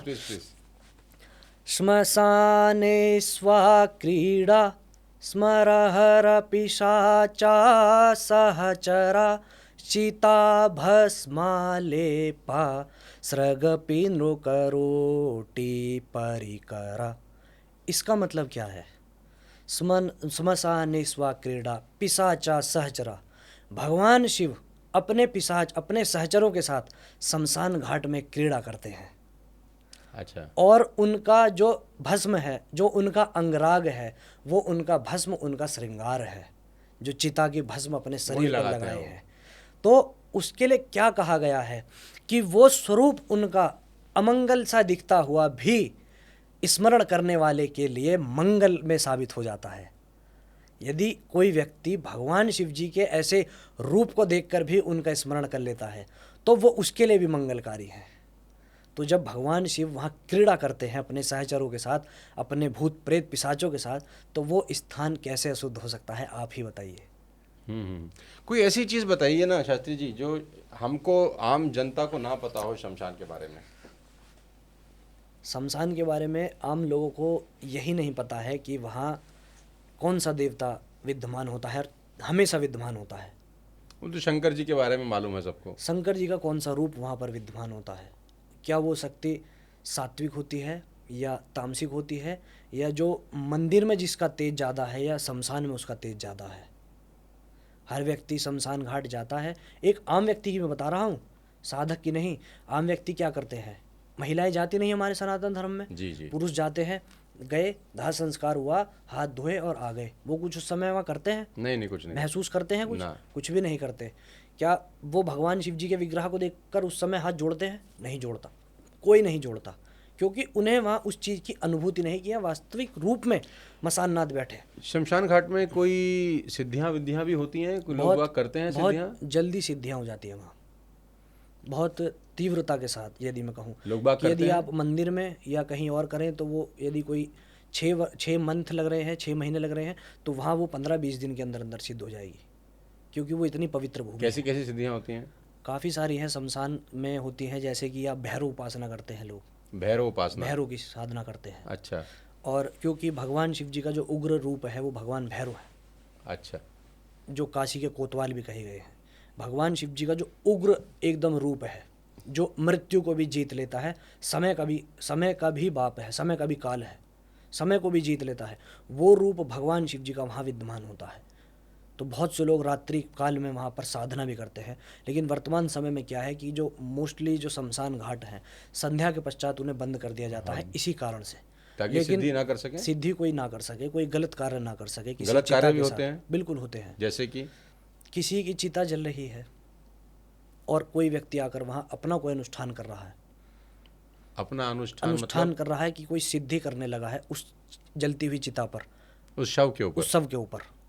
तो जो व्यक्ति वहाँ शमशान का होल सोल है, सब देख रहा है, उसकी जिम्मेदारी है ना कि पूरा हमारा जो एक समाज आकर जलाकर गया है एक मृत को, कि पूरा उसका जो शरीर है पूरा सुबह तक जल जाना चाहिए। लेकिन उसी बीच में यदि कोई वहाँ थोड़ा सा पीस उठाकर उसका ले जाता है, उसी तो उसी शव का, तो उसका पाप का भागीदार भी तो वो व्यक्ति है ना जो वहाँ पर देख शव का पीस उठा के ले जाने से कोई सिद्धि भी होती है? सिद्धि साधनाएं करते हैं ना लोग उन मृत व्यक्ति से भी। वो भगवान को उस रूप में पूजते हैं जब भगवान को एक तामसिक रूप में देखा जाता है। तो तामसिक रूप में फल फूल तो कोई चढ़ाएगा नहीं, ऐसा ही सब कुछ चढ़ाया जाता है। अरे रक्त बाप चढ़ाया रे बाप। जाता है, बलि होती है, यही सब कुछ चढ़ाया जाता है उस समय में। क्योंकि सात्विक मार्ग बहुत अलग है, तामसिक मार्ग में यदि आपको जाना है तो यही सब क्रियाएं हैं जो करनी और पड़ती है। शमशान घाट में यही सब क्रियाएं हैं जो करनी पड़ती है। आप वहाँ जरूरी नहीं है कि कोई साधना करने जाओ, आप काशी मणिकर्णिका घाट जाओ, वहाँ जाकर आप खुद से अनुभूति करोगे कि वहाँ वास्तव में कोई है। भगवान मसान नाथ के लिए कहा जाता है कि वो जो मृत व्यक्ति होता है, मृत व्यक्ति की जीवा जो आत्मा होती है, उसके कान में खुद तारक मंत्र फूंकते हैं, तब कहीं जाकर काशी में मरने वाले या मणिकर्णिका घाट पे मरने वाले व्यक्ति को जो है मोक्ष प्राप्त होता है। खुद भगवान शिव भगवान मसान नाथ के रूप में वहाँ विद्यमान है और मृत आत्मा के कान में वो जो है तारक मंत्र फूका करते हैं, तब कहीं जाके व्यक्ति वहाँ पे मोक्ष की प्राप्ति करता है। कितने लोग ऐसे हैं जो वहाँ मरने से पहले ही आश्रम बना कर रखते हैं कि हम मरने से कुछ समय पहले, कुछ क्षण पहले ही वहीं उस जाएंगे। आश्रम में जाएंगे तो हमारा मरण वहाँ काशी अपना में हो जाए, आखिरी समय निकालेंगे। बस। तो ये सब मान्यता है। क्या क्या नहीं करना चाहिए शमशान घाट में? क्या नहीं करना चाहिए? हाँ, कि लोग बाग जाते हैं संस्कार में, जी ये नहीं करना चाहिए या ये तो बिल्कुल नहीं करना चाहिए। देखिए, एक तो सबसे पहली चीज़ जो शमशान में, ये आम आदमी जो जाता है, जो साधक है, या तो उन्हें सब कुछ पता होगा। जो एक आम आदमी जाता है वो कुछ इधर उधर का कार्य ना करे वहाँ पे। जैसे कि कोई भी उस समय जब तक वो वहाँ विद्यमान है, जब तक विद्यमान है, कोई ऐसी बात ना करे कि जो भगवान को बुरी लगे, कोई ऐसा आचरण ना दिखाए जो वहाँ पे भगवान को बुरा लगे, कि अपना कोई अहंकार दिखाने लगे। होता है ना कि बहुत से लोग व्यक्ति होते हैं कि हमारे घर का ये व्यक्ति आया है, इसको इतने अच्छे से जो है आप सब कुछ करो, ज़्यादा घी डालो या ऐसी व्यवस्था करो, तो उसका अहंकार उस समय वहाँ नहीं झलकना चाहिए। क्योंकि भगवान शिव जी के लिए कहा गया है कि आप उन्हें कुछ भी चढ़ाओ, वो व्यक्ति के अहंकार का भक्षण बहुत जल्दी करते हैं। तो उस धरा पे जाके सबसे पहला जो आपके अंदर शून्यता का भाव आ जाना चाहिए कि यहाँ आके सब मौन है। लेकिन बहुत से व्यक्ति, आपने भी पर्सनल भी देखा होगा कि वहाँ जाकर भी अपनी मकड़ में रहते हैं, उन्हें कोई मतलब नहीं है किसी से भी। वो एक फॉर्मेलिटी के लिए किसी व्यक्ति के उसमें अंतिम क्रिया में आए हैं, आके अपने फ़ोन में लगे हैं, कोई वीडियो भी बना लेता है, कोई अपना इधर उधर जाके अपना कार्य भी कर रहा है, वो उधर से चले जाते हैं। अच्छा शास्त्री जी, एक बात बताओ, मैं आपसे थोड़ा जानने को ये भी इच्छुक हूँ, मेरे अपने मन के सवाल हैं कि क्या ऐसा भी होता है कि वो एक हम कॉलेज में थे तो एक वो जादू होता था, वो किसी की गुड़िया बनती थी, उस पर सुई चुभोते थे, तो दूर व्यक्ति बैठा है उसको दर्द होता था, ऐसा होता है क्या कुछ? ये सब होता है, मारण उच्चाटन सब कुछ होता है, मारण उच्चाटन सब कुछ होता है। क्या सब भला है चीज़ में ये सिद्धियाँ ही होती हैं, योगिनियाँ आपका कार्य सिद्ध करती हैं। लेकिन अच्छा, थोड़ा समझाओ आपको हमको। उन्हें पहले साधना पड़ता है। ये मैं पहले ही बता देना चाहता हूँ, लेकिन कि ये कार्य गृहस्थ आश्रम वाले लोगों के लिए बिल्कुल नहीं बने हैं। गृहस्थ आश्रम वाला व्यक्ति केवल और केवल देवी देवताओं के सौम्य रूप की उपासना करे। ठीक है। लेकिन जो विरक्त हो चुके हैं इस संसार से, अपने घर परिवार से, वो ही जाकर इस मार्ग में आगे आते हैं, क्योंकि उन्हें ये होता है कि अब हम सब कुछ छोड़ आए हैं। ठीक है। यदि हम इस सिद्धि को करते समय कुछ ऐसा हो गया कि हम मर भी गए, किसी योगिनी ने या किसी शक्ति ने, भगवान के किसी सहचर ने, उस शक्ति के किसी भी गण ने मेरे ऊपर कोई प्रहार भी किया, मैं मर भी गया, तो मुझे कोई दिक्कत नहीं है। तो गृहस्थ वाले लोग ये बिल्कुल नहीं कर तो सकते। क्या होता है ये सिद्धि, इसमें क्या होता है? इसमें क्या करते हैं कि एक समाज पंथ के एक विश्वविख्यात या कोई अच्छे ज्ञाता, एक पहले तो गुरु का चयन किया जाता है। तब वो गुरु कहीं जाकर एक देवी की, या जो भी उनका आराध्य होता है, इस मार्ग की केवल एक ही देवी है, वो है देवी भगवती काली। क्योंकि तंत्र की अधिष्ठात्री देवी है देवी काली और अधिष्ठात्र देवता है भगवान शिव। उन्हीं के श्री चरणों से निकला है तंत्र। तंत्र एक कोई ये नहीं है कि एक, जैसा अभी आप सोशल मीडिया पे देखते हो, नींबू उड़ा दिया, गले में हड्डी पहली, तो तंत्र है। तंत्र एक व्यवस्था है, मैनेजमेंट। जैसा आपने सुना भी होगा डेमोक्रेसी, प्रजातंत्र। तो क्या इसमें आपने कुछ ऐसा अनुभव किया है कि प्रजातंत्र जो हम सुन रहे हैं, इसमें कोई तांत्रिक क्रिया हो रही है? नहीं नहीं, तंत्र तो आया है, लेकिन इसमें आया है। फिर इसमें क्रिया क्यों नहीं हो रही? कोई विचार नहीं करता। क्योंकि तंत्र वो वाली चीज़ है नहीं जो लोग समझते हैं। तंत्र एक मैनेजमेंट है, एक व्यवस्था है। जैसे कि डॉक्टर क्या करते हैं, उन्हें पता होता है कि इस सिरप में इतना % एल्कोहल है, रिकमेंड करते हैं ना, ये वाला सिरप पी लीजिए आप, हम्म। उन्हें पता है कि कितना रेशो इस व्यक्ति के शरीर में जाके इसको ठीक कर इसके ठीक कर देगा। उसी प्रकार तंत्र के जो ज्ञाता होते हैं उन्हें पता है कि कितनी मात्रा में इस व्यक्ति को ज्ञान देना है और ये उसे आगे समाज का कल्याण कर सकता है, वो कार्य सिद्ध करते हैं।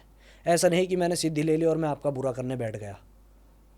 लेकिन लोग बाग तो करते हैं ना बुरा। बुरा समय है ना, कलयुग है ना, प्रभाव है कली का। तो क्या होता है, ये सिद्धि सिद्ध करी जाती है, फिर क्या वो उसका गुड़िया बनाते हैं, क्या बनाते हैं उसका? वो फिर देखिए ऐसी ऐसी भी सिद्धियां हैं, मैंने सुना है भैरव जो सिद्ध कर लेते हैं कि यदि कोई व्यक्ति आप ही का नाम लेकर सिगरेट पी रहा है, मेरा नाम लेकर, हाँ, या समझ लीजिए कोई एनोनिमस बंदा है, कोई उसका नाम लेकर सिगरेट यदि पी रहा है और जब तक वो सिगरेट उसके हाथ में जल रही है तब तक उस व्यक्ति के प्राण बचे रहेंगे। जैसे ही सिगरेट खत्म हुई और फेंकी, उस व्यक्ति के शरीर से प्राण उसके खींच ले जाएंगे, चाहे वो कहीं पर भी कहीं रहता भी पूरे भारतवर्ष में, संसार सागर में कहीं भी वो व्यक्ति हो। सिद्धि साधनों में इतनी शक्ति है। हो। दोबारा बताओ, सिगरेट क्या बोला आपने? यदि वो सिगरेट फूंक रहा है, पी रहा है, किसी एनोनिमस बंदे का नाम लेकर, है फलाना जगह का ये नाम है, ये उसका नाम है, यहाँ वो रहता है, इस बंदे के नाम का मैं ये कार्य कर रहा हूँ, इसका प्राण जाने चाहिए, ऐसी ऐसी साधनाएं भी लोग करते हैं। इतने वो सिगरेट पी रहा है, इतने उस व्यक्ति के शरीर में प्राण है, जैसे ही वो सिगरेट खत्म हुई उस व्यक्ति के शरीर से प्राण चले गए, वहीं खत्म हो जाएगी, खत्म हो जाएगा। वो सिद्धि है ये। सिद्धि है, ये साधना है। लेकिन मैंने आपसे क्या बताया पहले कि इसका उपयोग प्रारंभिक अवस्था से ही भगवान शिव जी ने माता पार्वती जी को जो इसका ज्ञान दिया है, यही बताया है कि इसका उपयोग केवल और केवल समाज के कल्याण के लिए करना चाहिए। इसमें कल्याण क्या होगा? लेकिन क्या है ना कि हर व्यक्ति शक्ति पाने के बाद अपनी शक्ति के मद में अंधा हो जाता है। व्यक्ति आपने देखा होगा, पहले ज़माने में कोई बहुत राजा है, उनके पास बहुत भारी सेना है, वो किसी भी अपने से छोटे राज्य पर जाकर आक्रमण करके उसको अपने अंडर में ले लेते थे, वो भी पाप था ना। तो इसी प्रकार वर्तमान समय में क्या है कि वो उस शक्ति को अपने अंदर ले लेते हैं और उसका गलत फ़ायदा उठाते हैं, गलत कार्य करते हैं। लेकिन उन सब का अंत बहुत बुरा होता है। ऐसा कहा जाता है कि जो इस शक्ति का सदुपयोग ना करके दुरुपयोग करते हैं कि उनकी पीढ़ियाँ खत्म हो जाती हैं। लाल किताब एक पुस्तक है तंत्र की, लाल किताब, उसमें सब दिया गया है कि यदि आप इस विद्या का उपयोग अच्छी जगह ना करके किसी के बुरे में करते हो तो आपका पतन, आपके परिवार का पतन, आपके आने वाली जो नस्ल पीढ़ी है सब खत्म होगी। ऐसा भी भगवान शिव उसमें कह रहे हैं। लेकिन होता है सब? हाँ, होता सब कुछ है। यदि हम यहाँ अभी साउथ में बैठे हैं, यदि हम यहाँ भी नॉर्थ में बैठे हैं, तो साउथ भी एग्जिस्ट कर रहा है ना, लेकिन हम उसे नहीं देख रहे वहाँ क्या हो रहा है। तो यदि हमारी नज़र में नहीं आ रहा तो क्या वो एग्जिस्ट नहीं कर रहा है? कर रहा है, बस हम यहाँ बैठे हैं। ऐसे ही ये शक्तियाँ भी कहीं ना कहीं हमारे आसपास नाच रही हैं अदृश्य रूप में, लेकिन कार्य वो कर रही हैं। ये होते हैं भूत प्रेत? सब होता है, हैं? सब कुछ होता है। थोड़ा बताओ इसके बारे में। सब कुछ होता है। आपकी हुई है कोई चर्चा, मुलाकात कभी? ये ऐसा विषय होता है, गोपनीय विषय है। गोपनीय विषय होता है, काफ़ी कॉन्फिडेंशियल, मतलब गुप्त से भी गुप्त, गुह्यतम एकदम इसको कहा गया है, एकदम गोपनीय। इसके बारे में लेकिन होते तो हैं, होते हैं। क्यों? इनके बारे में कहा गया है कि जो भगवती की सहचरी है ना, योगिनियाँ, जैसे आप है, आपके गण है ना, हर एक बड़ा आदमी होता है, उसके परिकर होते हैं आगे पीछे उसके। ऐसे ही जब देवी भगवती चलती हैं तो उनके आगे पीछे भी उनकी सहचरियाँ चलती हैं, और वो ऐसी जितनी भी क्रियाएं होती हैं उनको सबको ऑब्जर्व करके तत्काल उसका फल उस व्यक्ति को देती हैं। यदि आपने देखा होगा मोदी जी चलते हैं तो उनके आगे पीछे STF चलता है, वो चश्मा लगाए रहते हैं लेकिन इधर भी नहीं देखते हैं, सब ऐसे ही रोक देते हैं। तो जब मोदी जी के लिए इतना ज़्यादा जो है प्रोटोकॉल है, तो जो संसार की शक्ति है उनके साथ सोचिए क्या क्या चलता होगा। और वो तुरंत संसार सागर में कहीं भी कुछ भी ऐसा हो रहा हो तुरंत रोक दिया जाता है, वो तुरंत उसका तत्काल फल देती हैं। क्योंकि क्या है ना कि भगवान की पूजा देवताओं ने भी की है और दैत्यों ने भी की है। शिव जी की पूजा, शिव जी से ही तंत्र निकला है, तो उनकी शरण में जो चला गया उसका कार्य सिद्ध करना उनका कर्तव्य बन जाता है, फिर चाहे वो गलत हो। आपने कितनी कहानी सुनी है कि दैत्यों ने भगवान का तप करके उनसे वरदान ले लिया है। अरे वो रावण सबसे बड़ा एग्जाम्पल है। लेकिन वो भगवान को पता है कि ये करेगा क्या इस शक्ति का, लेकिन फिर भी दे देते हैं ना। वो तो इसी प्रकार इस सिद्धि साधना का तंत्र का पता है, लोगों को पता होता है, देने वाले भगवान को भी पता होता है कि ये इस शक्ति का करेगा क्या, लेकिन क्या है ना कि वो तपस्या के आगे मजबूर हो जाते हैं, फल देना ही है, फल देना ही पड़ता है। लेकिन अवश्यमेव भोक्तव्यम कर्तम कर्म शुभाशुभम, अच्छा बुरा जो कर्म करा है वो फिर बोगे, जो बोया है वो काटोगे भी आप ही, मैं नहीं आऊँगा उसके समय में। कर्म करते समय आप स्वतंत्र हो, लेकिन जब कर्म का फल आएगा वो मेरे हाथ में है। कर्म के लिए स्वतंत्र हो तुम। तंत्र में जाकर सीख कर सिद्धि करके किसी का बुरा करना चाहते हो, करो, कोई दिक्कत नहीं है, मैं कर दूंगा उस कार्य को सिद्ध। लेकिन जब बुरा उसका आएगा तो वहाँ मैं नहीं खड़ा रहूँगा, वहाँ आप ही को देखना होगा सब कुछ अपना, क्योंकि आपने बुरा किया है किसी का। तो शंकराचार्य जी ने भी यही कहा है, गीता में भी यही लिखा है, अवश्यमेव भोक्तव्यम कर्तम कर्म शुभाशुभम। जो हम करते हैं वो हमें एक आ ही जाता है। चलो मैं आपको शास्त्री जी वापस अपने उसी मुद्दे पे दोबारा एक बार चर्चा करना चाहता हूँ आपसे, मुझे बड़ा मज़ा आ रहा है आपसे बात करके। तो यूथ के लिए क्या सलाह है, बाबा जी बन जाएं फिर, क्योंकि यहाँ पर कुछ कमाई धमाई तो होती नहीं होगी, क्यों होती है? देखिए, कमाई धमाई के लिए आप क्योंकि बहुत सारे तो लोग इसी चक्कर में भी बनते होंगे शायद, जैसे वो भी वर्तमान एक छोटा समय सा में सब लड़का है, यही वो आना बड़ा चाहते वायरल हैं। चलता है बीच बीच में। वो पहले तो वो क्या बोलते हैं, कहता था मैं भक्त हूँ, अभी वो भी कथावाचक बन गया है, बोर्ड वोर्ड लग गए हैं उसके बहुत जगह, मैं नाम नहीं मुझे याद आ रहा भैया का। देखिए क्या है कि मुझे कहते हुए संकोच हो रहा है, लेकिन धर्म वर्तमान समय में धंधा है, सब जानते हैं इस चीज़ को। सत्यता हर किसी के सामने है, लेकिन कोई बोलता नहीं है। धर्म धंधा बन चुका है वर्तमान समय में। मतलब आप ये सोचिए कि ऑनलाइन सिद्धि साधना की क्लासेस देने लगे लोग, ऑनलाइन। ऑनलाइन, और ऑनलाइन ही आपको साबर मंत्र दे देंगे, ऑनलाइन ही आपको दुर्गा सप्तशती की विद्या दे दी जाएगी। ये कौन सा समय है? कौन सी सिद्धि होती है ऑनलाइन? कौन सा गुरु मंत्र दे देता है? और लोग ले भी लेते ले हैं। भी लेते हैं, क्योंकि लोगों के पास क्या है ना कि अज्ञानता से भरे हैं लोग, अज्ञानता से भरे हैं लोग, कि वो जैसा है कि जो प्रसिद्ध है वो सिद्ध नहीं, हाँ, और जो सिद्ध है वो वो प्रसिद्ध प्रसिद्ध नहीं। अज्ञानता बैठी सिंहासन पे और ज्ञान पड़ा कूड़े के ढेर पे। तो ये वो समय चल रहा है भैया। वास्तविक ज्ञान, बहुत बढ़िया बात बोली आपने। वास्तविक ज्ञान, वास्तविक सारी मेहनत तपस्या केवल और केवल वैदिक ब्राह्मण करता है। अपने जीवन के 6 साल देकर एक वेद उनका पूरा होता है, तब कहीं जाके वो अपने समाज में उस वैदिक परंपरा को निभाते हैं। अब वर्तमान में क्या है, कोई भी मुंह से उठ के आ जाता है, शुक्रवार के दिन आप शराब पी लो, आपका शुक्र ग्रह तेज हो जाएगा। कौन से ज्योतिष में लिखा है ऐसा भैया? काशी में इतने बड़े बड़े प्रकांड पंडित हैं, उन्होंने तो आज तक कोई ऐसा उपाय नहीं बताया कि शुक्र ग्रह तेज हो जाता है शराब पी लो। ऐसा होता तो हर व्यक्ति शराबी होता, आप भी होते, मैं भी होता। किसे लग्जरी नहीं चाहिए? सबको चाहिए ना लग्जरी। और लग्जरी कौन देता है? वीनस। यदि वो शराब पीने से तेज हो रहा है तो हर व्यक्ति शराबी बन जाएगा। कोई बने ना बने, लेकिन जो शराब बेच रहा है वो तो, उसका तो वीनस मजबूत हो ही जाएगा। है नहीं? अच्छा, धंधा है ऐसा है? धंधा है, धंधा है पर गंदा है ये। कहना नहीं चाहता हूँ ज़्यादा बातें, नहीं नहीं, कहिए ना, कहिए, इसलिए तो बुलाया आपको। धर्म का, अरे नहीं नहीं, धर्म इसीलिए का भी बुलाया है। वर्तमान समय में बहुत अधिक तरह से लोगों ने नाश हो रहा है। नाश हो रखा है, धंधा बना लिया है। लेकिन मैं एक बात ये भी कहना चाहता हूँ कि धर्म का बिगड़ता कुछ नहीं अरे है। धर्म का क्या बिगड़ेगा सर? सनातन शाश्वत है। हाँ हाँ आने वाले जाने वालों की संख्या चलती रहेगी, हाँ है ना? हाँ, अरे लेकिन पुरातन है। धर्म कुछ नहीं, धर्म को कोई नहीं इधर से उधर कर सकता है। हिंदू धर्म का क्या बिगाड़ सकता है कोई? उसकी आड़ में धन कमा सकते हो आप, है ना?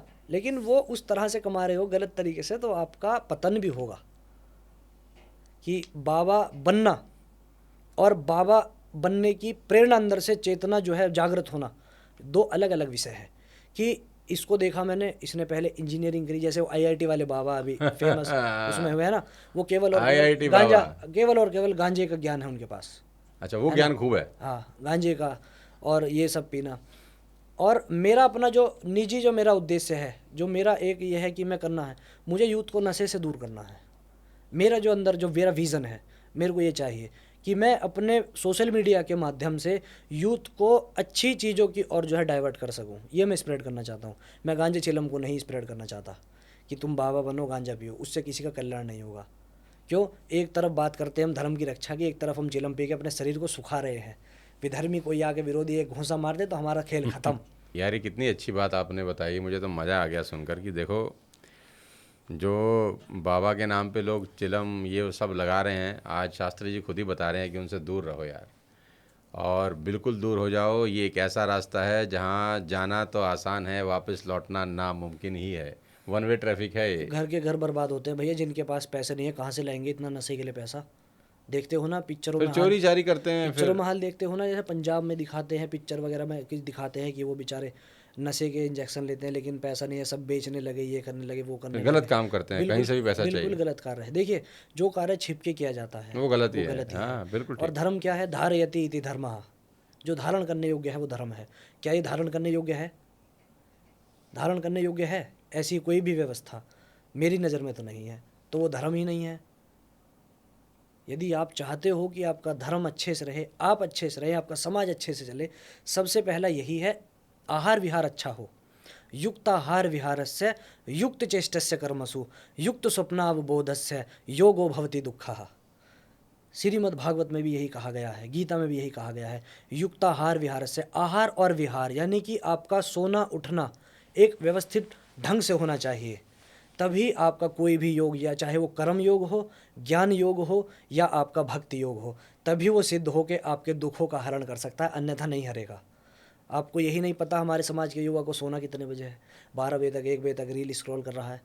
प्रातःकाल ब्रह्म मुहूर्त में भगवान भुवन भास्कर के दर्शन कैसे करेगा? क्यों? क्योंकि जब भगवान भुवन भास्कर सुबह प्रातःकाल ब्रह्म मुहूर्त के बेला के पश्चात 6 बजे निकलेंगे, उस समय तो युवा जो है बिस्तर तान के सोया है। और जिसने सूर्य भगवान को उदय होता नहीं देखा, उसके शरीर का तेज तो जाएगा ही जाएगा, लक्ष्मी भी जाएगी और उसके शरीर में रोग तो रहेगा ही रहेगा। तो सूरज भगवान जगा रहे हैं उसको कि जाग जा भाई। लेकिन वो नहीं जागेगा, सोया है। क्यों सोया है? क्योंकि रात्रि काल तक, लेट तक उसने मेहनत करके रील देखी है। मेहनत करके रील देखिए। ये तो आप बिल्कुल रोस्ट कर रहे हो सारे नौजवानों को हमारे। आप देखिए हम नौजवान, इसका पोस्टर लगाते हैं, बाबा जी ने सब नौजवानों को रोस्ट किया आज। देखिए आप अपने समाज का भविष्य किस में देखते हैं? युवा में, युवा में देखते हैं। लेकिन आप देख रहे हैं कि युवा कहाँ जा रहा है? मंदिर जा रहा है, अच्छी बात है, लेकिन उससे अधिक संख्या में वो क्लब में पड़ा है, बार में पड़ा है, नशा करके गली में पड़ा है। तो आप उज्जवल देख रहे हैं या अंधकार देख रहे हैं? मैं तो अंधकार देख रहा हूँ, क्योंकि दूरदर्शिता बहुत परम आवश्यक होती है यदि आप कुछ एक विज़न लेकर चलते हो। तो यदि आपको कुछ करना है तो इतना कीजिए कि अपने अंदर वो चीज़ सबसे पहले पैदा कीजिए कि मुझे इन्हें देखकर इनके जैसा बनना है। वो आपका जो आइडल है अच्छा होना चाहिए, उसका व्यक्तित्व, उसका पुरुषार्थ आपको खींच ले। जैसा कि मैं हूँ, मुझे देखकर बहुत से लोग, ऐसा नहीं कि मैं अपनी तारीफ़ करूँगा, बहुत से लोग मुझे देखकर प्रेरित होते हैं। मुझे पर्सनली मंदिर में जब मैं जाता हूँ, मुझसे मिलते हैं, बोलते हैं नहीं कि मुझे खुद भैया, आपसे मिलकर बड़ा अच्छा लग रहा है कि आपने इतनी अच्छी कि बात बोली। भैया, मुझे कोई पंडित जी कहता, कोई भैया, कि हमें आपसे मिलकर एक चीज़ हमने सीखी है कि हम मंदिर आना नहीं छोड़ते, हम समय से सो के समय से उठते हैं। मैंने, क्योंकि काफ़ी लोगों को केवल एक ही सूत्र हमेशा दिया है, प्रातःकाल ब्रह्म मुहूर्त में उठकर भगवान का ध्यान करना। ये सबसे बड़ी साधना है कलयुग की, क्योंकि 100 में से कोई एक बंदा एक घर में ही उठता है प्रातःकाल ब्रह्म मुहूर्त की बेला में, और उस समय उठकर 365 दिन ठंडे पानी से नहाना, ये सोने पे सुहागा है। अरे शास्त्री जी, ये तो टीवी और मोबाइल ने बेड़ा गर्क कर दिया ना, क्या करें। और रात को फिल्म देखने वाले 10 बजे तो फिल्म लगा के बैठते हैं, क्योंकि दफ्तर से आते हैं लेट, अब उनको टीवी देखना है। देखिए, जो 1 बजे टीवी जो चलता रहता ऑफिस है। जाते हैं उनके लिए कह सकते हैं कि वो जिम्मेदार है ना, जिम्मेदार है, लेकिन यूथ के ऊपर कौन सा लोड आ रहा है? रील यूथ तो देखने, डिप्रेशन में आजकल रील, तो मुझे बड़े सारे बच्चे मिलते हैं, हमें तो सर डिप्रेशन हो रहा है। वो डिप्रेशन किस वजह से है? अपनी ही बनाई हुई एक खोज है डिप्रेशन। पहले तो ये शब्द भी नहीं सुना था शब्द हमने भी नहीं 10-20 सुना साल था। पहले। जब पिताजी की सैलरी 5,000 थी तब उनको डिप्रेशन नहीं था। आज लड़के 2 लाख कमा रहे, वो डिप्रेशन में गंजे हो गए हैं, सर के बाल चले गए हैं। ऐसा क्यों? क्योंकि वो जॉब के बाद भी 12 बजे तक रील स्क्रॉल कर रहे हैं, फिर सुबह उन्हें 8 बजे जाना है। नींद ही पूरी नहीं हो रही उनकी। 8 घंटे की नींद तो कम से कम जरूरी है ना शरीर को देनी।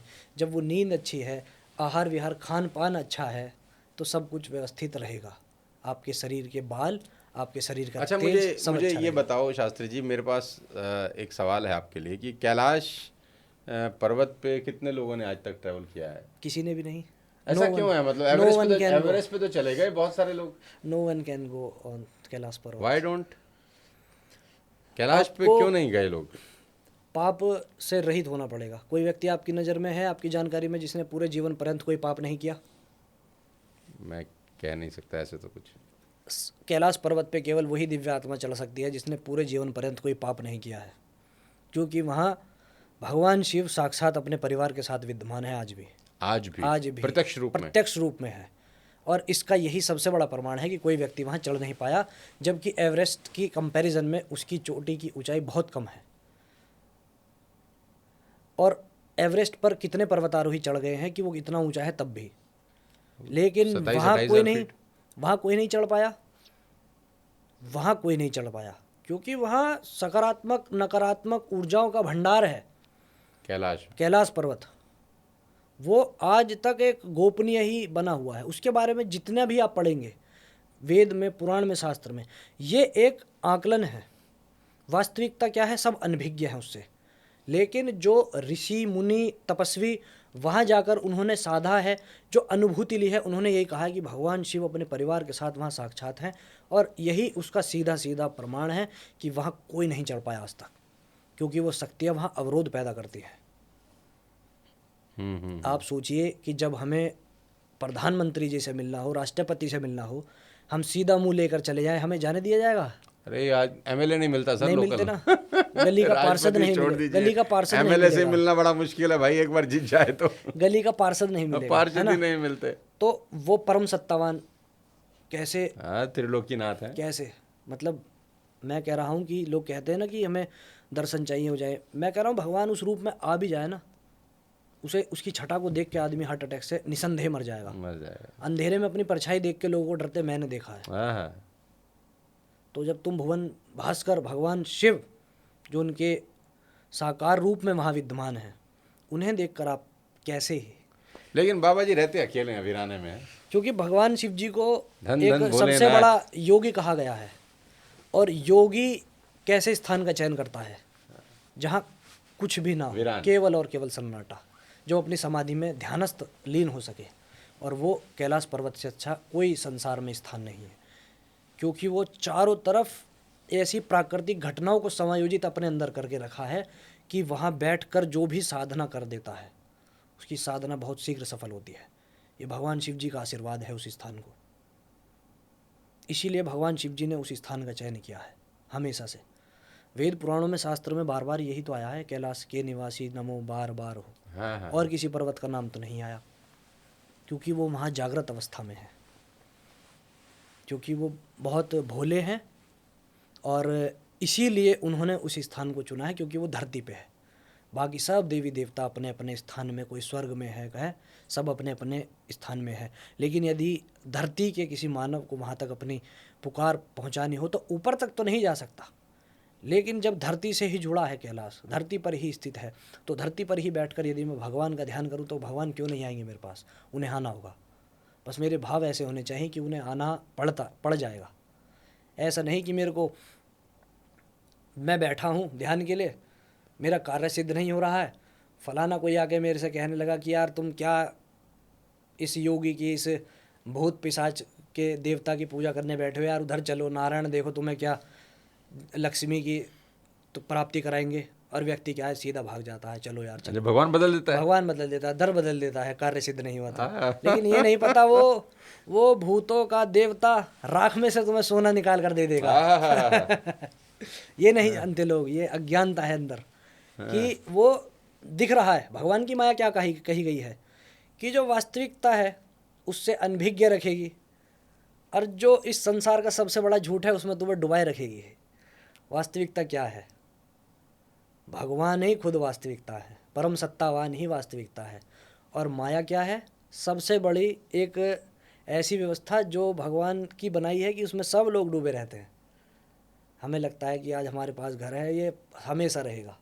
अच्छा, एक और मेरा आपसे इस बीच बीच में सवाल ये आ गया, ये ऐसा मान्यता है कि अब ये आप बताओ कि ये सही है कि गलत, कि जब राम जी ने चढ़ाई करी थी लंका पे तो शिवलिंग का निर्माण हुआ था जी, तो कहते हैं रावण खुद आया था पूजा कराने। जी, क्या ये सत्य है? बिल्कुल सत्य बात है, क्योंकि उस समय में भी उनसे बड़ा कोई वैदिक ब्राह्मण नहीं था, पुरोहित नहीं था कोई। तो रावण खुद आया था, खुद आए शंकर थे जी की खुद आए थे वो उनकी पूजा कराने, पुरोहित बनकर भगवान राम को आशीर्वाद दिया, उसने विजयी भाव का।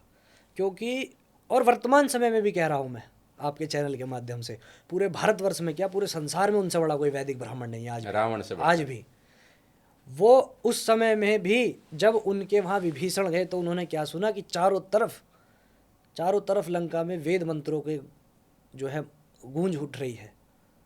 राक्षस जिन्हें कहते हैं उनके यहाँ वेद मंत्रों का उद्घोष हो रहा है चारों तरफ।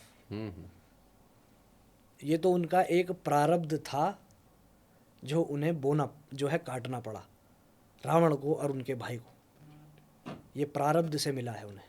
इसी महापुराण की बहुत बड़ी कथा है। इसीलिए कहा गया प्रारब्ध रचा पहले पाछे रचा शरीर, और तुलसी चिंता छाड़ दे भजले श्री रघुबीर। ये प्रारब्ध के विषय में हमारे धर्म में कहा गया है। तो प्रारब्ध से कोई नहीं बचता।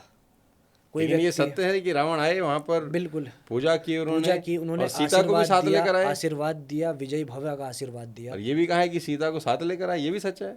इसके बारे में मुझे ज्ञान नहीं है कि माता सीता को लेकर, क्योंकि मैंने ऐसा पढ़ा है एक दो जगह, पता नहीं कितना सही है कितना नहीं है, कि जब उनको लेने के लिए गए तो उन्होंने बोला कि मैं तो ऐसे व्यक्ति की पूजा नहीं करा सकता जो सपत्नीक ना हो। तो राम तो पत्नी के साथ है नहीं, तो मैं कैसे उनका क्या बोलते हैं आचार्य बन सकता हूँ, पुरोहित बन सकता हूँ, तो मैं तो नहीं बन सकता। क्या है ना कि जब एक व्यक्ति, ये वर्तमान समय में फॉलो करना चाहिए लोगों को, जैसे नहीं करते अब, जब हम वैवाहित हो जाते हैं, अग्निदेव को साक्षी मानकर जब 7 फेरे लेता है पुरुष और स्त्री, उस समय में क्या होता है कि वो अर्धांगिनी के रूप में स्वीकार करता है। तो हर कार्य उस विवाह के पश्चात दोनों का साथ ही में होना चाहिए। तीर्थ यात्रा पे जाए तो साथ में होनी चाहिए, तभी वो साकार होती है, अन्यथा नहीं। लेकिन वर्तमान में क्या है, स्त्रियां अपने पति का मुख से नाम लेती हैं, यात्रा पर जा रही हैं तो अकेले बैग टांगा केदारनाथ चले गए दोस्तों के साथ, लड़का है तो वो सोशल मीडिया पर कहीं नहीं दिखाएगा कि मैं मैरिड हूँ, ऐसा है। और उस समय से हमें क्या सीखना चाहिए कि रावण जिनका हम आज भी पुतला फूंकता है हमारा समाज, वो उस समय में होकर इतने बड़े दैत्य होकर भी उनके अंदर से वो भाव जागृत था कि मैं इस व्यक्ति की पूजा कैसे कराऊं जो अपनी धर्म पत्नी के बिना है। और वो रावण फिर सीता जी को लेकर आए वहां पर, तो सोचिए, पूजा कराने के पश्चात फिर वापस ले गया। मैं हमेशा एक बात मन में सोचता हूँ और कहता हूँ कि इन सब चीज़ों को एक मनगढ़ंत मानो आप। कुछ व्यक्ति ऐसे होते हैं वो आपसे ये कहेंगे कि ये छोड़ो ना, ये तो मनगढ़ंत बातें हैं, किसने देखा है, किसने सुना है, किसी ने लिख दिया आपने मान लिया, ठीक है। मैं कह रहा हूँ ठीक है मनगढ़ंत बातें हैं, लेकिन हमें तो कुछ सिखा ही नहीं है ना, हमें तो कुछ सीखने को मिल रहा है ना, तो हमें उन चीज़ों से सीखना चाहिए। और रही बात प्रमाण की, तो हमारे यहाँ हर चीज़ का प्रमाण है, हर चीज़ का प्रमाण मिल जाएगा आपको। आप केवल पढ़ो, पुराण पढ़ो, शिव महापुराण पढ़ो। अब श्रावण मास आ रहा है, उसका फल भी आपको मिलेगा, कुछ चीज़ों का कॉन्सेप्ट भी आपका क्लियर होगा प्रमाण के साथ। क्योंकि वर्तमान समय में धारणा ये है लोगों की, आपने ये बताया तो ये सोर्स क्या है इसका, हम क्यों माने, आपने बताया है ओम नमः शिवाय, आपने मंत्र बताया शिव जी की प्रसन्नता का, हम क्यों माने। उठाओ शिव महापुराण, मिल जाएगा उसमें आपको क्या प्रमाण है उसका, कितना शक्तिशाली मंत्र है वो, क्या आपको दे सकता है, और सही से ना जपा जाए तो क्या आपसे ले सकता है, सब कुछ दिया है उसमें। बस क्या है कमी हमारे अंदर है, हम स्वाध्याय नहीं करना चाहते। हम हर चीज़ का एक इजी पॉइंट ढूंढ लेते हैं कि इसको इजीली कैसे प्राप्त किया जाए। रावण से बड़ा तो कोई क्या बोलते हैं भगवान शिव का उपासक नहीं हुआ, नहीं हो सकता कोई भी, है ना, जिन्होंने अपना शीशे ही चढ़ा के दिए तो 10 बार है। और फिर कौन उनसे ज़्यादा हो सकता है इस संसार में, अब कौन दे सकता है, कोई भी नहीं। 10 बार दे 10 बार जब उन्होंने अपना शीश दिया, वो रुक गए 10वें में, जब शिव जी आ गए खुद माता पार्वती के आग्रह पे, जाओ देवता इसका कार्य सिद्ध करो, अन्यथा ये आप ही के ऊपर लालछन लगेगा। तब भगवान शिव जी वहाँ गए और अपना ध्यान लिंग उन्हें समर्पित किया, तब वो कहीं जाकर अपने लंका में उन्होंने स्थापित किया वो ध्यान लिंग। तो ऐसी ऐसी कथाएं हैं। श्रावण मास में आप यदि पढ़ोगे ना इन्हें, भी शिव महापुराण है उसे पढ़ो, मैं कह रहा हूँ आनंद से भर जाएगा आपका शरीर। दुनिया भर में देखिए धन दौलत दुनिया कमा रही है, भगवान की कृपा से धन दौलत सब कमा लेंगे, लेकिन ये वास्तविक धन है, इसे जरूर संचित करो। ये जो धन दौलत है ना शास्त्री, ये तो छूट जाएगा ना, ये साथ जाएगा ना। तो मैंने क्या बताया, भगवान की माया क्या है, वास्तविकता को छुपाए रखेगी और जो फालतू फंड के चक्कर में घुसाए वास्तविकता है उसमें घुसाए रखेगी। तो यही तो माया है, और इसे काट कौन सकता है, केवल और केवल भगवान पे भाव से प्रेम करने वाला व्यक्ति, वही भगवान की अहेतु की कृपा का पात्र बन सकता है, और कोई भी नहीं बन सकता। और उसके लिए क्या करना है कहते हैं ना कि भगवान की कृपा भगवान की भक्ति से प्राप्त होती है और भगवान की भक्ति भगवान की कृपा से प्राप्त होती हाँ, हाँ, है। हाँ, दोनों ही एक दूसरे के पूरक हैं, हैं। जैसे आपकी और मेरी आंखें, हाँ, दोनों एक दूसरे के पूरक हैं, दोनों का अपना महत्व है। ये है बस सारा। तो भगवान शिव के बारे में तो जितनी चर्चा करें उतना उतना कम है। हम तो कर ही नहीं सकते, और हमारे तो क्या ही मेरे औकात। मेरे कंठ में उतनी शक्ति नहीं नहीं, कि किसी मैं की मैं कंठ में, उतना आप तो खैर बोल सकूं शिव जी के कमाल बारे में। है। वो ऐसा कौन है जो अपनी पत्नी को सिर्फ इसलिए त्याग दे क्योंकि उसने माँ सीता का रूप धारण किया? नहीं, जब दूसरी बार शिव जी का विवाह हुआ था हाँ, तो उन्होंने विवाह रूप में स्वीकार किया था माता को। तो ये कहा था कि जब मैं कभी ऐसी अवस्था में रहूं तो मेरी कही हुई बात का आप शक नहीं करेंगे, मेरी कही हुई बात पर उस बात को आपको मान्य करना होगा, अन्यथा मैं आपको हृदय से त्याग दूंगा।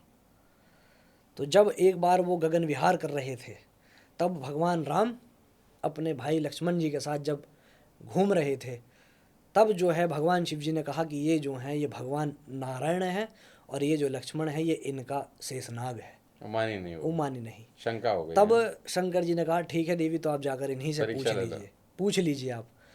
तो जब देवी जो है पार्वती गई हैं तब भगवान राम जो खुद नारायण के अवतार हैं उन्होंने देखते ही पहचान लिया कि ये सीता के रूप में जो है देवी भगवती ही आ गई हैं। तब उन्होंने प्रणाम करके उन्हें माता कह के संबोधित किया है। तब जाकर देवी भगवती को समझ में आई है। उस दिन से लेकर जो है भगवान शिव जी ने उनका हृदय से त्याग कर दिया था। और जब माता पार्वती को सती को ये पता चला कि मेरा हृदय से मेरे स्वामी ने त्याग कर दिया है तो मेरे जीने का कोई प्रयोजन नहीं है, वो गई और वहाँ जाकर दक्ष प्रजापति की सभा में उन्होंने अपना शरीर में अपने योगाग्नि से, योग के बल से अपने शरीर में अपनी जठराग्नि तक यहाँ प्रज्वलित करके ब्रह्मरंध्र से अग्नि के तेज से खुद ही को जला लिया। वो किसी अग्निकुंड में नहीं कूदी थी जैसा लोग मानते हैं कि योगाग्नि से जलाया, अपने ही शरीर की योगाग्नि से, क्योंकि वो उनसे बड़ी शक्ति कोई है ही नहीं। ये था तो शंकर जी ने उनका त्याग कर दिया सिर्फ शंकर जी ने, इसलिए। केवल इसीलिए। और वर्तमान समय में कैसी धर्मपत्नियां हैं और कैसे उनके पुरुष हैं कि कितना ज़्यादा एक समय खराब हो चुका है कि केवल अपने पति के हृदय से त्याग देने पर अपने शरीर को जला लिया जाए। ये सब चीज़ें आपके मेरे समाज के लिए ही एक दृष्टांत भगवान ने दिया है, एक एग्जाम्पल कि ऐसी परिस्थिति में आपको ऐसे अपने घर और परिवार फिर के जब साथ दोबारा जन्म हुआ तो कितने हजार वर्ष तपस्या 13,000 की। वर्ष तक भगवान शिव जी की माता पार्वती जी ने तपस्या तपस्या करी की, और तब श्रावण जाके मास में भगवान जाकर शंकर प्रसन्न श्रावण हुए। मास में जाकर कहीं भगवान शिव आहा। प्रसन्न हुए हैं। इसलिए श्रावण मास की महत्ता है, क्योंकि यही वो काल था, यही वो समय था जब भगवान शिव जी ने उन्हें पति रूप में अपना उनका जो है पाणी ग्रहण किया है। पाणी ग्रहण करना बोलते हैं शास्त्र में धर्म पत्नी के रूप में स्वीकार कर लेना, यही मास है वो श्रावण मास। इसलिए इसकी महत्ता ज़्यादा है। यदि 1 महीने तक नित्य निरंतर जल से भगवान जी शिव जी का अभिषेक किया जाए और उनका ध्यान किया जाए, ओम नमः शिवाय मंत्र का जो है मन में केवल स्मरण किया जाए और उसका जाप किया जाए, जो चाहोगे संसार में वो मिलेगा भाई, मेरी गारंटी है। लेकिन वो कार्य ऐसा हो जो किसी दूसरे का अहित ना करता हो। 13,000 वर्ष तपस्या की। 13,000 वर्ष तक माता पार्वती जी ने तपस्या की है, तब कहीं जाके स्वामी के रूप में भगवान को प्राप्त किया है। और माता पार्वती की फिर परीक्षा भी ली, सप्तऋषि ने भी ली, सप्तऋषि आए, शंकर जी ने खुद भी ली। पहले खुद आए थे वो और फिर उन्होंने ब्राह्मण के रूप में आए थे। हाँ। तो ब्राह्मण के रूप में आए, फिर उसके पश्चात सप्तऋषि को भी भेजा गया, फिर खुद ही वो उस रूप में आके अपने आप को बदल के तब उन्होंने कहा है। तब कहीं जाके ये पूरा प्रसंग हम सुनते हैं और उनके उसके विवाह बाद का। फिर वो भूत प्रेत वाला जो शंकर फिर जी तो का विवाह हाँ। है वो तो गजब ही कहानी है कि कौन कौन था उस विवाह के अंदर। और फिर उनकी अद्भुत माता विवाह जी, हुआ। उनकी माता जी देखकर जो है हाँ, घबरा शिव जी को गई। देखकर बेहोश हो गई थी द्वार पर, जब पानी वो छूट अपने गया रूप हाथ में। से, दिया छूट गया हाथ से कि ये क्या हो गया है। ये नारद मुनि आपके नारद मुनि कहने तो- पर मैंने ये अपनी बेटी किस एक भूत जैसे दिखने वाले प्रेत पिशाच के हाथ में दे दिया। तब माता भगवती ने हृदय में ध्यान करके भगवान शिव जी से प्रार्थना की है कि देव अपने सौम्य रूप में आइए। फिर भगवान शिव जी का इतना सुंदर रूप है कि संसार में कोई उनसे सुंदर व्यक्ति दिखाई ही नहीं दिया उनकी माता को। तब उन्होंने हाथ जोड़े हैं उन्हें, तब उन्हें अपने जमाता के रूप में स्वीकार करके उन्होंने अंदर। शुरुआत में तो उन्होंने दरवाजा बंद कर दिया कि मैं मेरी बेटी कुंवारी रहे, मुझे एक्सेप्टेड है, लेकिन इससे ब्याह नहीं करूंगी। तो ऐसा कुछ हमारे शिव जी के बारे में। देखिए, बात यदि सौम्यता की आए, उनसे सौम्य कोई अरे नहीं। भोले बाबा। बात यदि महाकाल की आए, प्रलयंकर ऊर्जा देख ले तो देख के ही आदमी को भस्म कर दे, वो ऊर्जा भी उनके पास है। हर प्रकार प्राकृतिक, हर अच्छी बुरी शक्ति का समायोजन उनके हृदय में विद्यमान है। तो ये है शिव जी की महिमा कुछ। इसे आप जितना गाएं उतना कम है, उतना आनंद आपको मिलता धन रहेगा। धन भोलेनाथ तुम्हारे कौड़ी नहीं खजाने में, 3 लोग बस्ती में बसाए आप बसे वीराने वीराने में। में कमाल यही है। है। और अब तो कितना अच्छा, ये अभी तो ये मास भी ऐसा चल रहा है, भगवान शंकर का ही, वैसे तो सारा समय उनका है, सारा समय, लेकिन अभी लेकिन तो क्या है ना ये कि ये श्रवण मास है, विशेष समय है विशेष समय जिसमें है। भगवान शिव इस सृष्टि का दारोमदार हाँ। जिम्मेदारी अपने ऊपर उठाते हैं, क्योंकि जो जगत के संचालक हैं भगवान श्री हरि, वो अपनी योग निद्रा में चले जाते हैं इस मास में। इस मास में। तब भगवान शिव जी इस सृष्टि का जो जिम्मेदारी है अपने ऊपर उठाते हैं। तभी आप देखते हैं श्रावण मास में चारों तरफ जल ही जल होता है, क्योंकि जल मेरे को तो धारा, बड़ा पसंद है ये जल मौसम। धारा शिव प्रिया। जल की धार जब शिव जी को प्रिय है तो प्रकृति भी धार बनकर शिव जी पर का स्नान करती है। ये सारा सार है, इसमें आनंद आपको बहुत आएगा। मेरे को तो बात करके इतना आनंद आ रहा है कि मैं क्या ही बताऊं आपसे।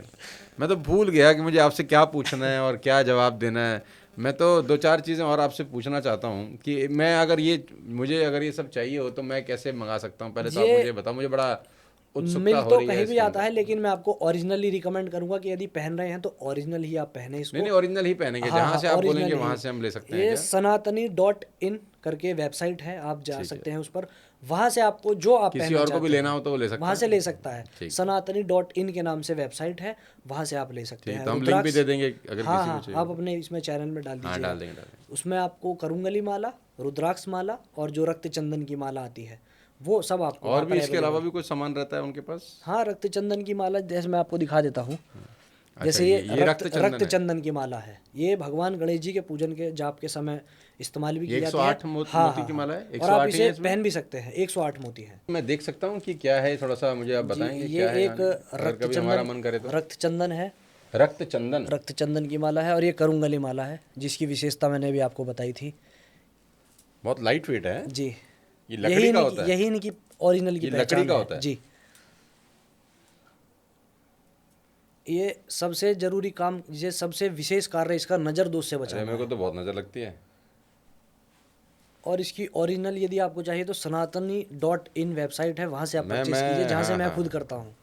वहाँ से आप भी खुद अपने लिए मैं खुद भी मंगाते हैं? वहीं से मंगाता हूँ तो अपने वो लिए। सब इस तरह का सामान बेचते हैं सब वो लोग? रुद्राक्ष की माला भी है, और ये करुंगली भी है, और रक्त चंदन की माला भी है, ब्रेसलेट भी है करुंगली माला का। है? हाँ। है भी अभी आपके पास?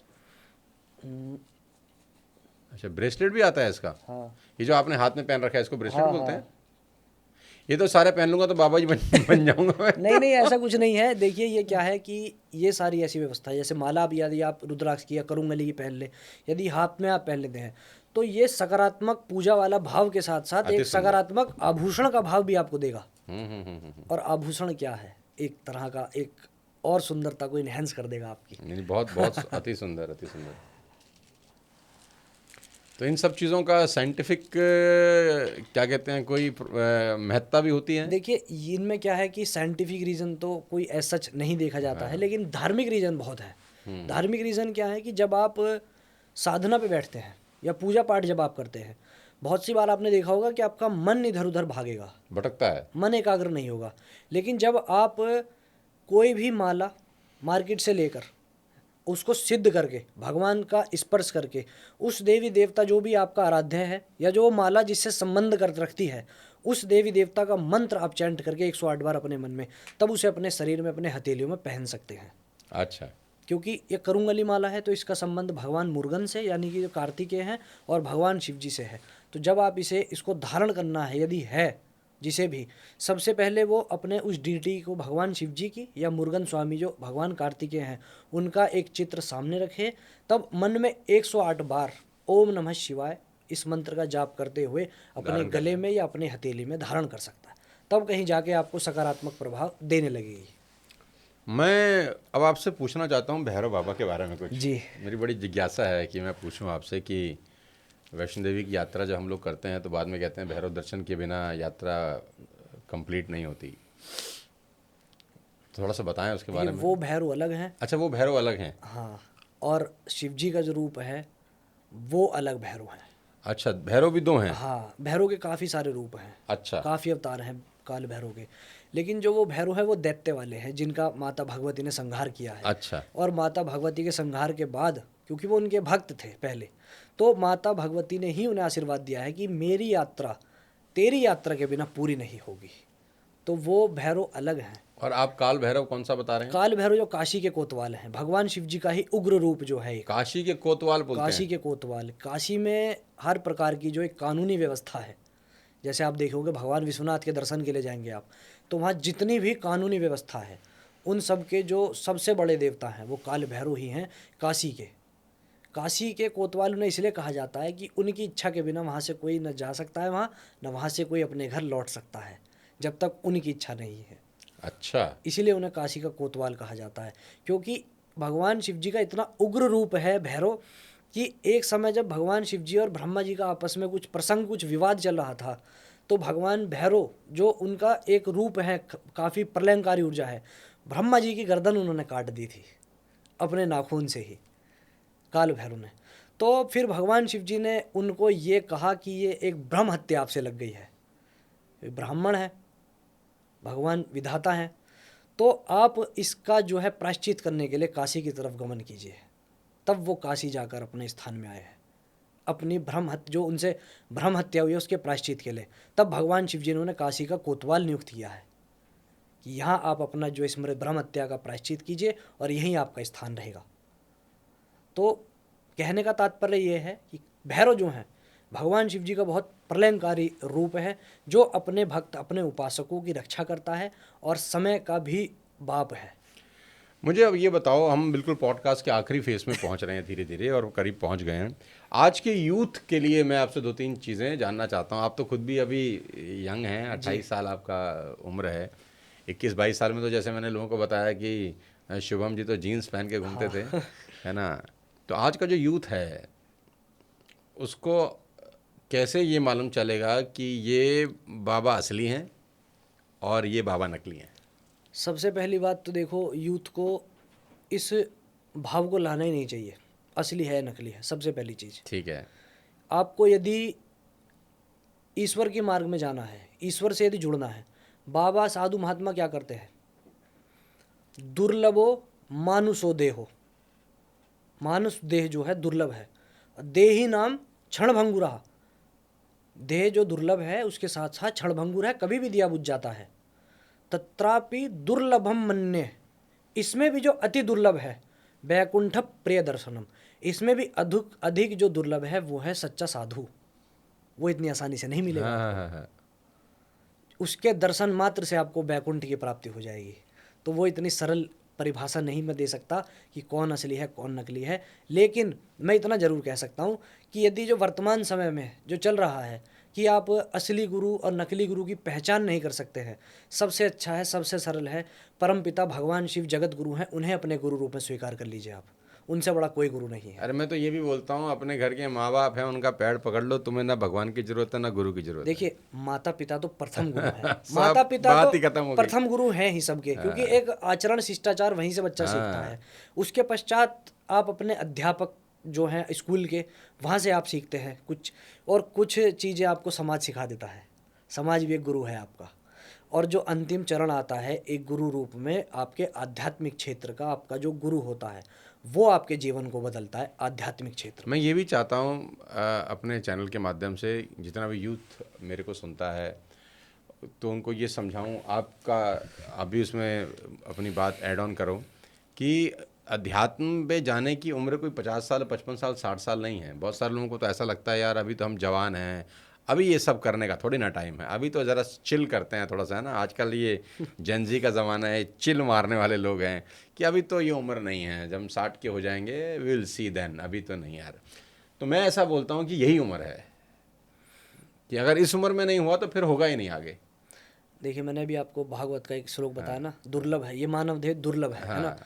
तो जो ज्ञानी होगा वो क्या सोचेगा कि ये बड़ी दुर्लभ काया है, कभी भी चले जाएगी, इसका सदुपयोग करता हूँ, भगवान में लग जाता हूँ। कोई व्यक्ति ऐसी धारणा रखेगा यार एक ही तो जीवन है, इसको अच्छे से अपने खा के आनंद लेने दो, मुझे मत छेड़ो, मेरे को जो करना है करने दो, चाहे मैं नशा कर रहा हूँ या मैं कोई गलत आचरण हूँ, क्योंकि एक जीवन है, मर जाऊँगा, क्या करूँगा उसके बाद, इतना पैसा है। तो दो तरह के व्यक्ति हैं, हर कार्य के दो पहलू हैं। जैसे मैंने जर्मन लैंग्वेज सीखी थी, तो उसमें कहते हैं येडा म्यून्जा हार्ट स्वाइटाइला, ये क्या दोबारा बताओ। येडा म्यूंजा हार्ट स्वाइटाइला, every coin has two sides. अच्छा, तो जर्मन हाँ, जर्मनी जर्मन में बोलते ऐसा बोला जाता है। तो हर सिक्के के दो पहलू हैं, तो दो ही व्यक्ति हैं, दो ही रूप हैं समाज में यूथ के भी। तो उसमें मेरे जैसे यूथ के जो लोग होंगे, जो मेरे जैसी धारणा रखते होंगे, वो क्या सोचेंगे कि एक ही तो जीवन मिला है। सब कर लो। नहीं, भगवान में लग जाओ, पता हाँ नहीं कब इसका दिया बुझ जाए और कब हाँ, हमें ले जाए। वो एक पुरानी हमको कहानी, मतलब 4 लाइनें याद आती हैं कि वो ऐसा बोलते हैं कि क्षण भंगुर जीवन की कलिका, कल प्रातः को जाने खिले न खिले, रट ले हरि मलयाचल नाम, की श्रुति शीत मंद सुगंध समीर चले न चले, भजले हरि नाम अरि रसना, फिर अंत समय समय तो फिर हिले हिले ना न हिले। हिले। यही कहा गया है। विद्वान पुरुष इसी को इसी माध्यम से समझाते हैं कि क्षण भंगुर जीवन की कलिका, कल प्रातः कल को जाने प्रात को खिले न जाने खिले, खिली न खिले। मलयाचल की श्रुति शीत मंद सुगंध समीर चले न चले, रट ले कलिकाल कुठार लिए फिरता, तन नम्र सु चोट झिले न झिले, रट ले भजले हरि हरि नाम नाम हरि रसना, रसना, अंत फिर समय अंत फिर समय तो हिले हिले हिले ना ना हिले। हिले। और ये वास्तविकता है। अंत समय में आपने देखा होगा कि जीभा भी नहीं हिलती अरे है। महाराज जी, आजकल तो हालत ऐसी है कि ऐसे ऐसे लोगों को हार्ट अटैक आ रहा है, 30 साल 32 साल 40 साल, वो कल तक बिल्कुल ठीक था, आध घंटे पहले ठीक था, अचानक कार्डियक अरेस्ट कार्डियक अरेस्ट इससे हो अब गया, आदमी बहुत निकल ज़्यादा लिया। है इसका। समझ ही नहीं आता कुछ हो क्या रहा है ये। तो तो ये तो इसी राइट से टाइम तो है भाई, भज लो, कुछ नहीं पता। देखिए, माया क्या है ना, यही माया। लोगों को लगता है मेरे पास तो सब कुछ है, क्या करना है। लेकिन ये सब कुछ तो एज इट इज़ यही एग्जिस्ट सब करेगा, पता भी नहीं चलता। लेकिन इसके उपभोग के लिए आप शायद नहीं बचोगे। ये वो सब एग्जिस्ट करेगा ऐसा कैसा। सूर्य भगवान ऐसे ही निकलेंगे, सब ऐसे संध्या चलता काल है। में ऐसे ही जब वो छिप दुनिया जाएंगे, ऐसी चलेगी, ऐसे ही आपका चलेगी। घर भी ऐसा चलेगा, आपकी आपके ही एग्जिस्टेंस इस संसार से चली जाएगी। कुछ नहीं फर्क पड़ता। मैंने तो ये अपने जीवन में महसूस किया है महाराज जी। अधिक से अधिक 13वीं तक। कुछ, अरे सर छोड़ दो, 13वीं 13वीं तो बहुत दूर चले गए। तीसरे दिन तो घर में आम काट के खा रहे हैं। तो तीसरे दिन तो आम इतने के कटेंगे पश्चात, इतने के बाद और भी उसका नाम लेके और कट देंगे जो चला गया है कि वो उसको बहुत अच्छे लगते थे, खा लो। आजकल का तो जमाना ऐसा तेजी के साथ बदल रहा है, मैं तो कभी कभी सोचता हूँ कि भाई किसी को फर्क नहीं पड़ेगा, समाज को भी नहीं पड़ेगा, देश को भी नहीं पड़ेगा, इवन घर वालों को भी मुझे नहीं लगता। घर में भी केवल और केवल उस माता को जिसने आपको 9 महीने रखा है, उसी के हृदय में कहीं ना कहीं आपका कुछ ना कुछ याद आते ही वो भाव विभोर हो जाएगी एक समय तक।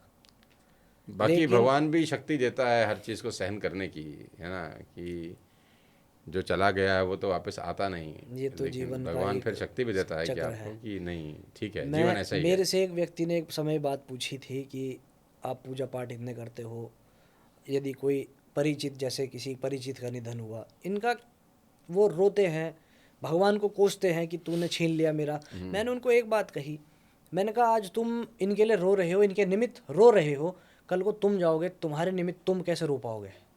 रो पाओगे अपने निमित्त? क्यों रो रहे हो उसके निमित्त? उसका समय था, ले लिया भगवान ने। अभी आपका भी समय आएगा, आप भी जाओगे, फिर आप अपने निमित्त रो सकते हो? तो ये सब चीज़ें छोड़ दो। ये तो एक, और ये जो लोग कहते हैं ना कि ये परम सत्य है, मृत्यु परम सत्य नहीं है। परम सत्य तो वो विधाता ही है। मृत्यु एक अपरिहार्य अवस्था है जो आनी ही आनी है। मृत्यु के पश्चात भी जीवन है व्यक्ति का। अलग तो लोक हैं, हाँ, अलग यात्राएं अलग हैं। यात्रा है, पुनर्जन्म भी है। ऐसा नहीं है कि मृत्यु परम सत्य है। लोग कहते हैं ना कि यही तो जीवन का सत्य है, यही ये जीवन का पड़ाव है, सत्य नहीं ये है। वो पड़ाव है। एक अपरिहार्य अवस्था, यानी कि एक मैंडेटरी सिचुएशन की एक न एक दिन सबको उससे गुजरना पड़ेगा, चाहे वो भारतवर्ष हो, चाहे वो वो विदेश टोल हो, टैक्स है जो सबको देना है। सबको देना पड़ेगा। एक अवस्था आएगी, आपको वो ले जाएगी, लेकिन उस अवस्था तक काफ़ी साक्षी आपके जीवन के होंगे, लेकिन उसके आगे की व्यवस्था के कोई साक्षी नहीं होंगे। वहाँ केवल आपके ये कर्म, गुप्त बातें हैं, है आपका ना। वही वही आपका साक्षी होगा बस, और और जो कोई लोग नहीं। नास्तिक लोग हैं वो तो मानते नहीं ना इन बातों को। वो तो कहते हैं अरे कुछ नहीं है, कोई नहीं देख रहा ऊपर से, कोई है तो होता नहीं है, यहीं मैंने खत्म हो गया सब। बहुत बड़े बड़े ऐसे लोगों के हाथ जोड़ते देखे भगवान के सामने, जब भगवान उन्हें मुंह के बल गिराता है। बहुत से लोग ऐसे देखे हैं मैंने। उन्हें पहले मुझे देखकर कहते थे यार क्या इसमें लगे है, हाँ, क्या ये मिलता कौन सी है, उम्र है ये करने की है। अभी युवा है, दाढ़ी रख ली, काट इसे, एक क्लीन अच्छा, शेव मैं बहाकर। आपसे बीच में एक बात पूछ रहा हूँ, सॉरी काट रहा हूँ आपकी बात। आपके माता पिता ने एतराज़ नहीं किया? नहीं, माता पिता कुछ नहीं कहते। क्योंकि ना माता पिता, लड़का डाकू हो जाए उनको चलता है, शराबी हो जाए चलता है, साधु ना हो बस। भगत सिंह चाहिए सबको, लेकिन पड़ोसी के घर में। देखिए, लगता है कभी कभी उनको लगता है, लेकिन क्या है कि ये एक अवस्था है, फिर आपको प्रभाव नहीं पड़ता किसी के कहने सुनने से, चाहे आपकी माता कहें चाहे पिता। फिर आपको उस क्योंकि कोई माँ बाप बच्चों को साधु नहीं बनाना नहीं चाहता। चाहता, कोई नहीं चाहता, कोई नहीं चाहता। देखिए, दूसरे का बच्चा बन जाए तो उसके पैर छुएंगे, कोई नहीं अपना चाहता, बच्चा नहीं बनना चाहिए। कोई भी। और देखिए, मैं एक छोटी सी बात करना चाहूँगा। साधु जो शब्द है, बहुत बड़ा शब्द है। साधु का मतलब होता है साधुता, जो साध ले अपने आप की, अपनी इंद्रियों को साध ले, जितेंद्रिय हो जाए, काम वासना उसके अंदर से मर जाए, वो हर इंद्री को जीत ले, दयालुता का भाव उसके मन में आ जाए, क्षमा या करनी उसे आ जाए, क्षमाशील हो जाए वो। ये सारे गुण एक साधु में होते हैं।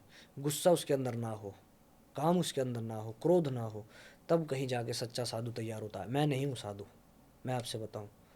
जिस दिन मेरी वो अवस्था होगी, मुझे कोई परिचय देने की व्यवस्था ही नहीं होगी, ना किसी को। ये तो कितनी अच्छी वो बात है कि आप एटलीस्ट एक्सेप्ट तो कर रहे हो। वो भगवान मेरे उस भाव को जानता है कि आने वाले समय में मेरी व्यवस्था क्या होगी क्या नहीं, और कोई नहीं जानता, मैं भी नहीं जानता। तो इसलिए मैं ये नहीं कहूँगा कि मैं कोई बहुत बड़ा साधु हूँ भैया। नहीं, आप एक्सेप्ट कर रहे हैं, यही बहुत बड़ी बात है। लोग तो मानते ही नहीं ना। नहीं नहीं नहीं नहीं। देखिए क्या है कि साधु, मैं अगर आज मैं आपसे कहूँ कि मैं भगवा पहन के एक मठ में बैठ जाऊँ, हाँ, है ना, हाँ। और सब काम धंधा करना बंद कर दूँ, आराम से बैठ के मंदिर में चढ़ावा आ रहा है उसको मैं खाऊं आराम से, है, अपने जीवन को जीता रहूं, मुझे कोई मतलब नहीं किसी से। लेकिन मेरे अंदर से क्या इस जीवन को जीने की लालसा चली जाएगी? हो सकता है वर्तमान समय से भी और बढ़ जाए, मेरी भूख और बढ़ जाए पैसे की। आज तो मैं भगवान का ध्यान कर रहा हूँ, कल को मैं इसी में आराम से सो रहा हूँ, मुझे कोई मतलब ही नहीं है, मंदिर का बिल तो आता नहीं, मैं मस्त सो रहा हूँ, मेरे ऊपर कोई जिम्मेदारी नहीं है। तो क्या उस समय में मैं भगवान का ध्यान कर सकता हूँ? कोई नहीं करता, मैंने नहीं देखा किसी को करते हुए। भगवान का ध्यान भी इंसान मुफलसी में करता है। हाँ, हाँ, हाँ, हाँ। क्योंकि जब किसी को पता हो कि आज मेरे को भगवान से कुछ चाहिए, तो वो बेशक चाहे स्वार्थवश जाए, हाँ। लेकिन वो भगवान के पास जाता जरूर है। और भगवान ये नहीं देखते फिर ये स्वार्थ के लिए आया है, हाँ, वो तो ये कह रहे हैं आ निस्वार्थ, गया तो आ चलो गया ठीक है, बहुत बहुत है, आया ये ना इतना ही, बहुत है, इतना चलो ही बहुत है, इतना ही बहुत इतना ही बहुत है। मन वो तो में छोटे से ही प्रसन्न हो जाते भगवान के हैं। पूजन का मन में एक व्यक्ति अगर संकल्प भी ले हाँ, लेता वो है उसमें खुश ना, हैं। तो भी भगवान प्रसन्न हो जाते हैं कि चल ठीक है कुछ तो। ऐसा विद्वान पुरुषों का मत है। यूथ जो है वो अध्यात्म के मार्ग में क्यों जा रहा है? क्या पैसे के कारण जा रहा है या वाकई में भक्ति जाग पड़ी है? तो आपके चैनल जो इंस्टाग्राम पे हैं और जो यूट्यूब पे हैं, मैं उसका लिंक भी, आप अगर इजाज़त जी दें जी तो बिल्कुल अपने चैनल पे दे दूं, सो दैट बिल्कुल आज का बिल्कुल। यूथ अगर आपको देख सके, सीख सके कुछ अध्यात्म मार्ग में, तो वो आपसे सीख सके। जी, मेरा सोशल मीडिया पर होने का मेन उद्देश्य ही यूथ के लिए कर तो रखना आप है एक बार बस। बता दें अगर कि कौन सा चैनल है हाँ, अच्छे तरीके से। इंस्टाग्राम पर मेरा जो सोशल मीडिया का नाम है वो शुभम शास्त्री के नाम से ही है, और यूट्यूब पर आप हमें फॉलो कर सकते हैं शिवोहम वाणी के नाम से हमारा बहुत चैनल है। बहुत बहुत शुक्रिया, बहुत बहुत शुक्रिया। हर हर महादेव। हर हर महादेव। सच में मुझे बहुत अच्छा लगा आपसे बात करके। बहुत सारी बातों में तो मन अंदर तक चला गया, बिल्कुल भाव विभोर हो गए। शंकर जी की जब बात आपने की तो बड़ा बड़ा आनंद आया। मैं तो मन तो नहीं कर रहा है इस पॉडकास्ट को बंद करने का, लेकिन समय की अपनी एक सीमा है। जी, बहुत अच्छा लगा, और ईश्वर करे आप खूब आगे बढ़ें इस आप भी बहुत अध्यात्म के। तरक्की करें, आप तो बहुत और आगे जाएं आप भी, मेरी भी ये अभिलाषा है, बहुत बहुत मेरी शुक्रिया, बहुत बहुत शुक्रिया। सो दोस्तों, ये हमारे साथ शुभम शर्मा जी, जो अब शास्त्री जी के रूप में पूरे सोशल मीडिया पे सबको दिखाई देते हैं। आज उनसे बात हुई, चर्चा हुई अध्यात्म की, यूथ इस दिशा में बढ़ रहा है उसकी, और भी बहुत सारी तमाम बातें। उम्मीद करता हूँ आज का ये पॉडकास्ट आपको अच्छा लगा होगा और आप इससे भी कुछ अपने जीवन में बहुत सीखेंगे और इम्प्लीमेंट करेंगे। अगले किसी और शानदार व्यक्ति के साथ जल्द आपसे मुलाकात करता हूँ। तब तक अपने स्वास्थ्य का ध्यान रखिए और भगवान का नाम जपते रहिए। जय हिंद।